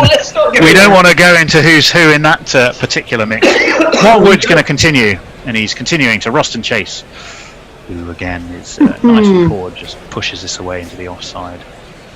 Matinee idol Rory Burns, with his splendid pointy beard, is the man doing the fielding duties there. Delighted to say that Roland is in the green room. Roland Butcher. Roland, welcome to you. Welcome indeed, Roland. Delighted. Looking forward to talking to you at tea time. We're in the 79th over. Bowled by Mark Wood upon his galloping steed. In he comes. Oh, and that leaps up at Chase, who rocks back a little bit hurried, and Butler takes out well above his head. So again, he's pitched it well short, got that to climb, and Joss Butler leapt, reached up to his left. Well, it's very well played, actually. It was very well played. Watched it really well. Well, as we've said a lot, all we keep saying about Ruston Chase is he's flamboyance with the bat doesn't seem to be his style. Not his watch but word, effectiveness. No. In comes Wood, and this one is pushed into the offside, backward of point. They will come back for 2:35 for 5. 31 the lead. Chase moves on to 27. You wouldn't say he's beginning to motor, but he'll take the runs when they're there. His partner Shane Dowrich on 30. And frustration mounts for England with every run that this lead extends by. 2:35 for 5. I think it's 1 for the 50 partnership, actually. Indeed, as Mark Wood has 3 slips in place. 2 slips, I beg your pardon. Forward comes Chase. It's away to cover, and there is no run. Again, touching 90 miles an hour, 89.5 miles an hour at least there from Mark Wood. But there is no run additional to the score. We've said it so many times. I think England will be bitterly disappointed that the two gun fast bowlers are the two who have yet to get themselves a wicket. Archer, of course, denied by, you would say the most cruelest pieces of fortune in that it was a no ball, but the fact is it was a no ball. He bowled a no ball. I think he has been unlucky. I think Wood's been slightly disappointing. Yeah. Well, Wood is going to continue. He's got 2 balls left. He's bowling from that hotel end towards that magnificent Moorish pavilion. And he's in and chase without any fluster or bother at all. Just slightly dips his head and shoulders and lets that one through to Joss Buttler. So again, there is no run. 235 for 5 the score. Close to 79 overs. So I rather suspect there may be one more over before tea, which means we won't get to see the new ball before tea, but I'd be heartily surprised if we don't get to see it immediately after tea, John. I don't think there's any option on that. I think they have to get wickets, so they have to hope that the new ball will do something. Very much so, as in comes Mark Wood. Oh, and that's driven straight to cover by Roston Chase. Rory Burns the man there. It's the end of that Mark Wood over. The lead's still 31, and David is still poised to read your social messages. Agree. Thanks, Tony. Sophie Cox has been in touch. Hello, Sophie. She tells us they have or had cardboard cutouts in the Australian rugby too. There was one of Dominic Cummings sported it around the time he was claiming he hadn't broken down. Peter Dutton is replying to Guerrilla Cricket, so I'll leave that one now. And Jim Bobs says, loving your stuff as usual. Could you do me a favour? Let me know where the Super Shutter jingle comes from. We're going to try and find that out for you, Jim Bob. I'm not absolutely sure myself, but I'll check with the bear. And if you become a patron of Guerrilla Cricket, then you can access our archive, and you would be able to hear it at any time you wanted to. Just to let you know. Don Best to continue. Carved away straight to cover, and no run for Dowrich. Sorry, David. Do you want to keep trying to drop them in occasionally, or shall we get through the bottom? I think Dowrich smashed that one again, didn't he? I mean, someone agrees with me about I've had a tweet agreeing with me about that smash back to the court and bowled. As in comes Bess, forward comes Dowrich. Bess puts both hands up. It was a bit squirty off the outside edge. It wasn't the most controlled shot of Dowrich, but certainly wasn't in the air. Tony, KM tweeted us to say that was hit really hard, referring to the Dowrich. Best lucky not to have injured himself. No, it was. Down the track comes Dowrich to Bess. Bess skips away to his left to field off his own bowling. We think, well, they may actually, with Bess, they may get one more over him before tea. Yeah, he does rather scoot through them, doesn't he? Yeah, that'll be interesting to see how much England actually want that, because of course the new ball would then be due, but then if they took the new ball, they'd pretty much use up all the time that they had. I suppose once you've decided to, then that's a big. Actually, I don't technically know the answer to that question, so we'll think about that for a second. As forward comes Dowrich. So if England did choose to take the new ball now, literally on the cusp of tea, were there to be an extra over, would they be able to do it? I assume they are if they've decided taken the decision. I assume if the umpire is in position before the clock ticks round, absolutely, you can do what you want. In comes Bess, a big shout. And to me that looks possibly not quite right. Well, they're having a chat, Bess and Ben Stokes. The old DRS timer is ticking. I don't think Stokes fancies it. I think he's talked Bess out of it. Yeah, and I think the body language of Ben Stokes is we might need those reviews later, Dom, and we don't want to spend them now. Be interested to see a replay of that. To me it just looked a bit too high. We're going to see just that replay now. Too much. Not height, but well, the angle I'm seeing, maybe just going down leg, actually. Yeah, going down leg would be my shout, although the angle we got wasn't really from behind the bowler's arm. It was more from kind of a straightish mid-off. Be interesting to see if they play that back properly. Last ball of the over. Onto the back foot goes Dowrich. And we shall now see as the umpires, the pair of Richards, will go take their positions. Will there be time for that extra over? Or will that be tea? Now we're getting a decent view. Pitch is outside off, and I do think on retrospect it was missing leg. John, you called it right. That was I thought it was height and width. Turned out to be width. Best seemed very sure. Well, at least that's a review that England got right. Well, and well done, I have to say, Ben Stokes. It is tea. It is tea. So I am going to, with England 235 for 5, leave you in the capable hands of the one and only David Brooke, and see you all later. Thanks very much, Tony, and thank you, John. And West Indies 235 for 5. As we were saying earlier, we're delighted to have a very interesting tea time show for you. So don't go anywhere. Stay on the Gorilla Cricket, because we have got from Barbados, who's got up especially early for us today, the one and only Mr. Roland Butcher. Hello, Roland, can you hear me? Whilst you're just getting yourself unmuted, I'm going to say hello from Kingston, Jamaica, to Mr. Zahir Clark. Hello, Zahir. Hey, what's up, David? How are you doing?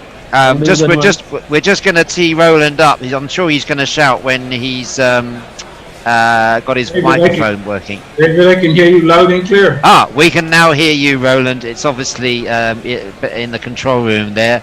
Welcome to you both. And first of all, Zahir, congratulations on your prediction for the England score. You got that absolutely right. He's Mr. Stato.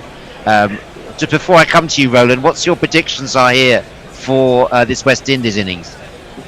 Well, for them to do well, I hope that they get a score over 300. Even 350 would be nice. That would put them in a commanding position. They usually win, I think, at least 70% of their matches when they score for 300.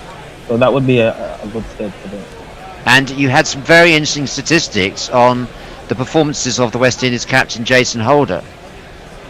Yeah, Jason Holder has been Mr. Fantastic, as you know, for the last 30 months.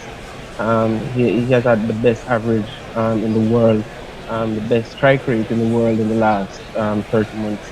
And if you look at all the bowlers who have bowled at least, and look at all the bowlers who have taken at least 20 wickets or thereabouts, or who have bowled at least 10 innings in Test cricket since then, he has the best average there. And his average is actually 5 runs better than the second best bowler. So he has been leaps and bounds better than everybody else. For me, hands down, he has been the best bowler in the world in the last 30 months. And I know you've been writing about that consistently, because Roland, we know a few broadcasters. Roland's a very well-known broadcaster across the Caribbean these days. We know a few broadcasters, mentioning no names, who've been less than kind about Jason Holder over the years, Roland. Absolutely, David, and on each occasion, Jason Holder has proved him wrong. Proved them wrong, because I think he's had more than one detractor. Yes, you know, obviously the last 2 years he's had 2 fantastic years. He's bowled exceptionally well, number 1 all around in the world, and at the moment he's showing why he is the number 1 all around in the world. So kudos to Jason. He's continued to defy what people think he's capable of doing, and long may it continue. You know, and this isn't an issue between England and West Indies, because some of the most critical coverage has come from Barbados, hasn't it, from his own island? I mean, there's a particular, like the media in the Caribbean, they like to criticise the younger players, don't they? Well, absolutely. You know, our media is one that, for some reason, they take a personal interest. They either like you or they don't like you. If you're someone that they don't like, unfortunately, it doesn't matter how good you are, they always find something negative to say about you. But you know, as an international sportsman, I don't think Jason Holder will take any notice of that. He knows what he's got to do to show the rest of the world that he's a good cricketer, and it's just simply taking wickets and getting runs. And if you add the responsibility he has as captain, you know, I think on all 3 fronts he's doing exceptionally well. Well, Roland, you're talking to us from Barbados. You've been involved with Jason in 2 ways, really, with his career. First of all, as the Director of Sport at the University of West Indies, overseeing the High Performance Centre, and then more recently with your involvement with the Barbados Cricket Association as their interim chairman of selectors. So What do you know about Jason? What can you tell us about this very special cricketer? Well, Jason Hall is a very smart young man. I think he has very clear ideas about what he wants in relation to the game, for himself, for the team, and and he gives good directions in terms of how he should go forward in the future. Obviously, he is our designated Barbados captain as well, even though he's not available. So he sits in on our selection meetings. He has his input in terms of how he feels about the selection in terms of players, etc., etc. I found him a very easy person to work with. I think he listens to reason. He's not a sort of person that it's my way or no way. Not that in a situation with me that type of scenario would work, because for me you have to give very good reasons why somebody is selected or not selected. So I found Jason always very sensible, and at times he may have a view about something, but if you can show that your view on a situation is better than the view that he has, he's quite prepared to change. I mean, we've got two islands represented here, with with very different representations on this in this squad, in the 15 anyway, dominated by Bajans. A few Jamaicans getting in. We've seen Blackhurst and Blackwood and Bonner and a couple in the. But why is this Barbados domination, Roland? What light can you shed on it? And is it partly to do with the wonderful work of the great, Sir Everton Weekes, the cricket academy there, the centre of excellence? Is that a big factor, or is it the strength of club cricket, school cricket? Yeah, the Everton Weekes centre of excellence is a major factor. At the end of the day, what you produce is important. This current team of Barbadians who are in England currently, nearly all of them came through the Centre of Excellence. I've been chairman of the Centre of Excellence for the last 8 years, so I've seen all of these boys come through.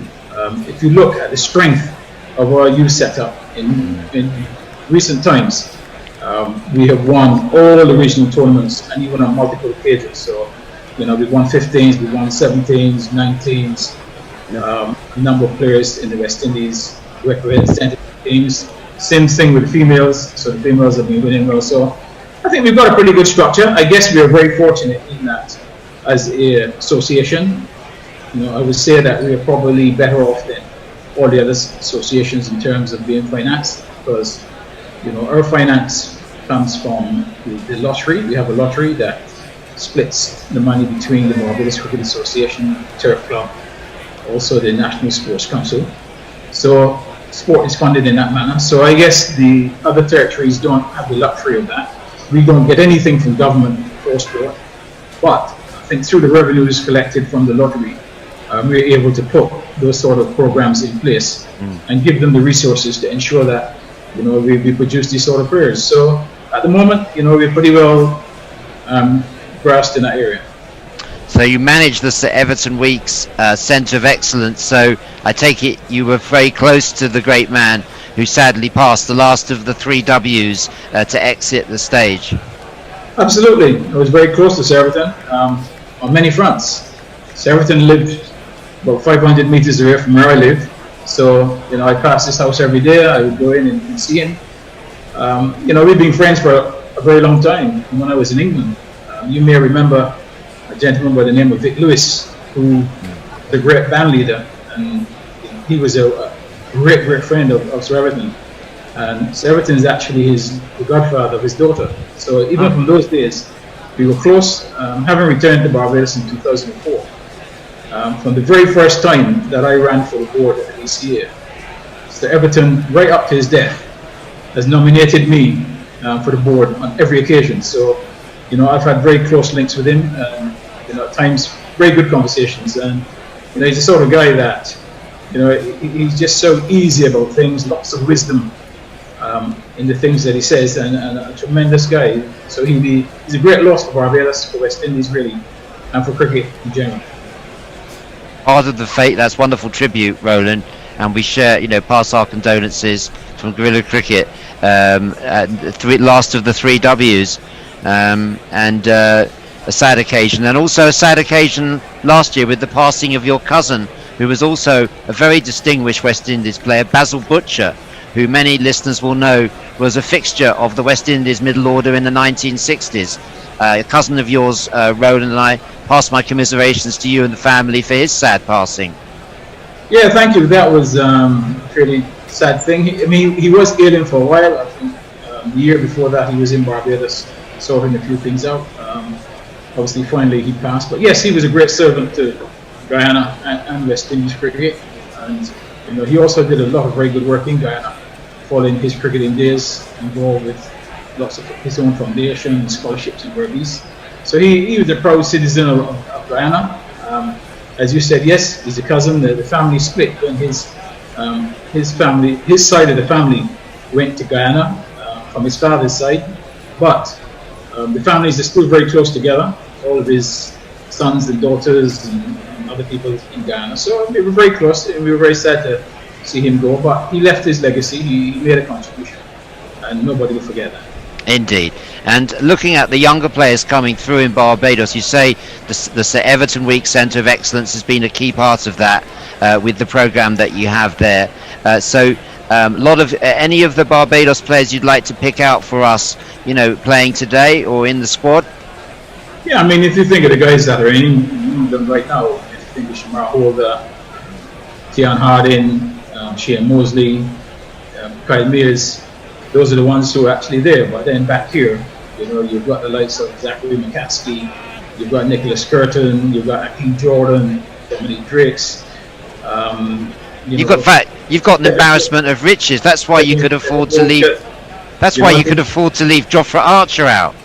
Well, we've got lots of very good young players, but I don't think we left Jofra Archer out. That was at West Indies level.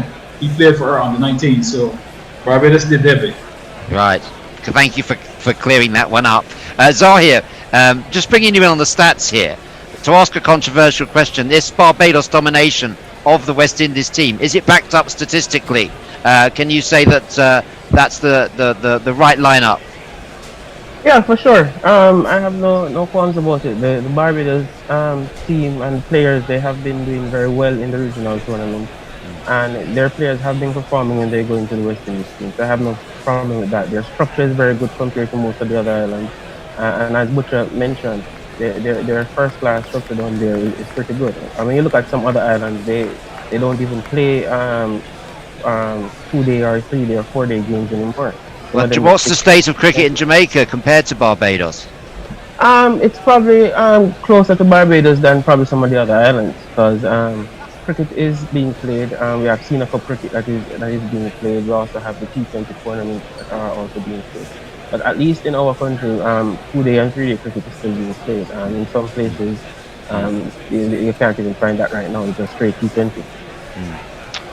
Well, we know that issue, sure enough. Well, Roland, I've got to also ask you about another big story in the news at the moment, and that's the Black Lives Matter movement and all the rest of it. And that has certainly exposed the fact that you were the first black cricketer to play for England, and it's kind of brought to light the fact that the number of British West Indian or black players playing in county championship and in the county cricket in England is down at an all-time low. You with your knowledge of Middlesex and England setup, what would you say has changed? Why the decline in black players playing for England? County. Yeah, first of all, let me say that this movement that's going on right now is beyond cricket. It's obviously a movement rooted in other things, but cricket is not far away from it. Cricket is part of society, so eventually it will affect cricket. So all it's done really is brought to light what has actually been happening in the game of cricket, and cricket has its role to play. Obviously, since my days back in the 70s, 80s, and 90s, really there has been a huge decline in the number of black players, both playing at international level for England and also at county level. Now, I think there's several reasons for that. Back when I played, obviously, I think West Indies as a nation was the dominant force in world cricket. So there were bundles of players available to play. And as you know, a lot of them played for counties, a lot of them played league cricket. And a lot of the great players that came after that initial bunch actually came out of the league. So the likes of Bill Richards, Andy Roberts, Curtly Ambrose, Joe Garner, all of those guys came out from playing in the Northern Leagues. So competition was pretty strong. So the interest was there because West Indies was doing well. You had the West Indian diaspora in England very much behind the West Indies team. What has happened since then, obviously, with generations, there's been a bit of a distance between the families in England with the Caribbean, and that's coincided with really West Indies not doing well for the last 20 plus years. And as a result, football, on the other hand, has really gone in the other direction in England. So it is only natural that the players born in England, the black players, will gravitate towards football. I think also football has been much more aggressive in going after the talent in England than cricket. I think cricket, to some degree, has been very conservative, sat back, and really allow football and other sports really to take the best talent. Why that has happened, really, black players, because black people, most of them, obviously, because they live in cities that are so densely populated with limited facilities, that really they have suffered. And the fact that this program, that the ACE program that Emily Brent is doing right now, has really highlighted what one of the problems is, because from that group that came for those trials, which they said the standard was extremely high. Once they delved into it, they actually found out that none of those kids were actually connected with any club. They had no football coaching. They were not. They didn't have facilities. I mean, Roland, both Ebony and Michael Holding have spoken out in the last couple of days, called out racism, within the cricket world as well. You were publicised recently in Times of India, I think, for saying that you'd been a victim of racism too. Is that sort of the wrong attitudes are keeping people out and making clubs less attractive to play in?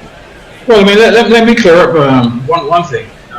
My comment was actually that I did not have the sort of racism that people would have had. I highlighted some persons, the racism that they had. But what I would say is that, you must not disenfranchise anyone. Doesn't matter where they come from, color, whatever. So for me, it is more of trying to be fair and as fair as possible. I don't think anybody is looking for a handout. All people really want is a level playing field. If you put us on a level playing field, then it's really up to the individual whether they want to come through or not, how they work. So for me, it's about the leveling of the playing field so that everyone has an opportunity. You were on record recently at that same interview, I think, for saying that you made a point about Darren Sammy perhaps is wrong to sort of complain about historical racism in India.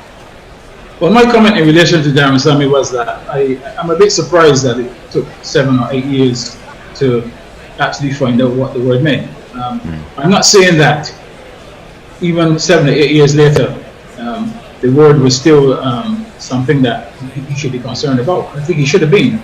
But what I would say is that I think back then, if you are hearing a word spoken in the dressing room that you don't understand, and it's bringing laughter all the time, I personally would have asked someone. It doesn't have to be somebody in the dressing room, but I would ask someone who actually knows the language what that word means, and got a definitive answer. Yeah, very good point, Roland. Sorry, did you want to come in on that? Oh no, I just wanted to mention something about Holder before we go back. Oh yeah, no, we'll come on to Jason in a moment. Roland, just a quick word about, have you been impressed with the West Indies performance today? Absolutely. I think since yesterday really, I thought they bowled particularly well, especially Jason Holder. Didn't try to do too much, just put the ball in the right place, and with his height, there was just enough movement, and obviously the rustiness of the English batsman and his skill contributed to that. So right at the moment, very happy the way the West Indies have performed. They still got a long way to go, because as you know, we're running to day 3, so there's a lot of time left in this game, and anything could happen. Well, Roland, you're a man who also goes across football and cricket, because I know that you've just published a book all about football skills, and also you're very prominent across more sports than just cricket. Yeah, I try to. I'm really a sportsman, David. I love all sports. I mean, there are some that I play better than others. So cricket and football were perhaps the two sports that I played best. And yes, I published a coaching manual. It's called Achieving Excellence Caribbean Soccer Coaching Manual. And really, that is really through my love of the game of football. And I'm hoping that, it is something that can propel the Caribbean onto the international stage, just like cricket has. We've got lots of supporters in the Caribbean of football, lots of people who play football, but when you turn on the TV, you don't see Caribbean people. No, it's a shame we're not no ball-by-ball coverage of this series on radio in the Caribbean region. That's ECB again paying lip service to they haven't made the rights available. Yeah, that's a great shame.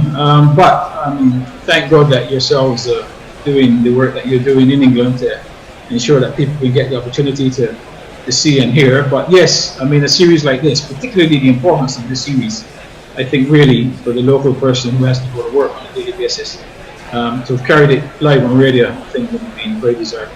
Particularly given the efforts and the huge efforts that West Indies have made to fulfil this tour, and the huge leap of faith that all the team and the squad have taken by coming to play in this sort of biosecure environment scenario. It would have been nice, I think, for the ECB to have made these rights available for radio coverage in the region. Absolutely. The West Indies have bent over backwards to ensure that this tour has come about. Yeah. Obviously, there was quite a bit of opposition in Indeed. the team going, but the players stuck to their guns, CWA stuck to their guns, and we are now able to watch what's going on. So I absolutely, like you, I believe the right should have been made available to the people of the region. Yeah.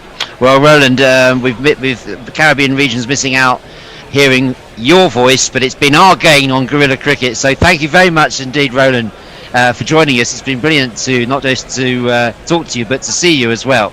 And I hope we can invite you back during the next test. David, it's always a pleasure. Just give me the nod and I'll be there. Thanks very much, Roland. That was Roland Butcher talking to us on Guerrilla Cricket. Fantastic guy, commentator, really involved in all aspects of cricket and sport in Barbados and the whole region. Of course, many people know him from his days at Middlesex, first black cricketer to play for England. Fantastic to have Roland here. And Zahir Clark is still with me and has got first ball after tea. Take it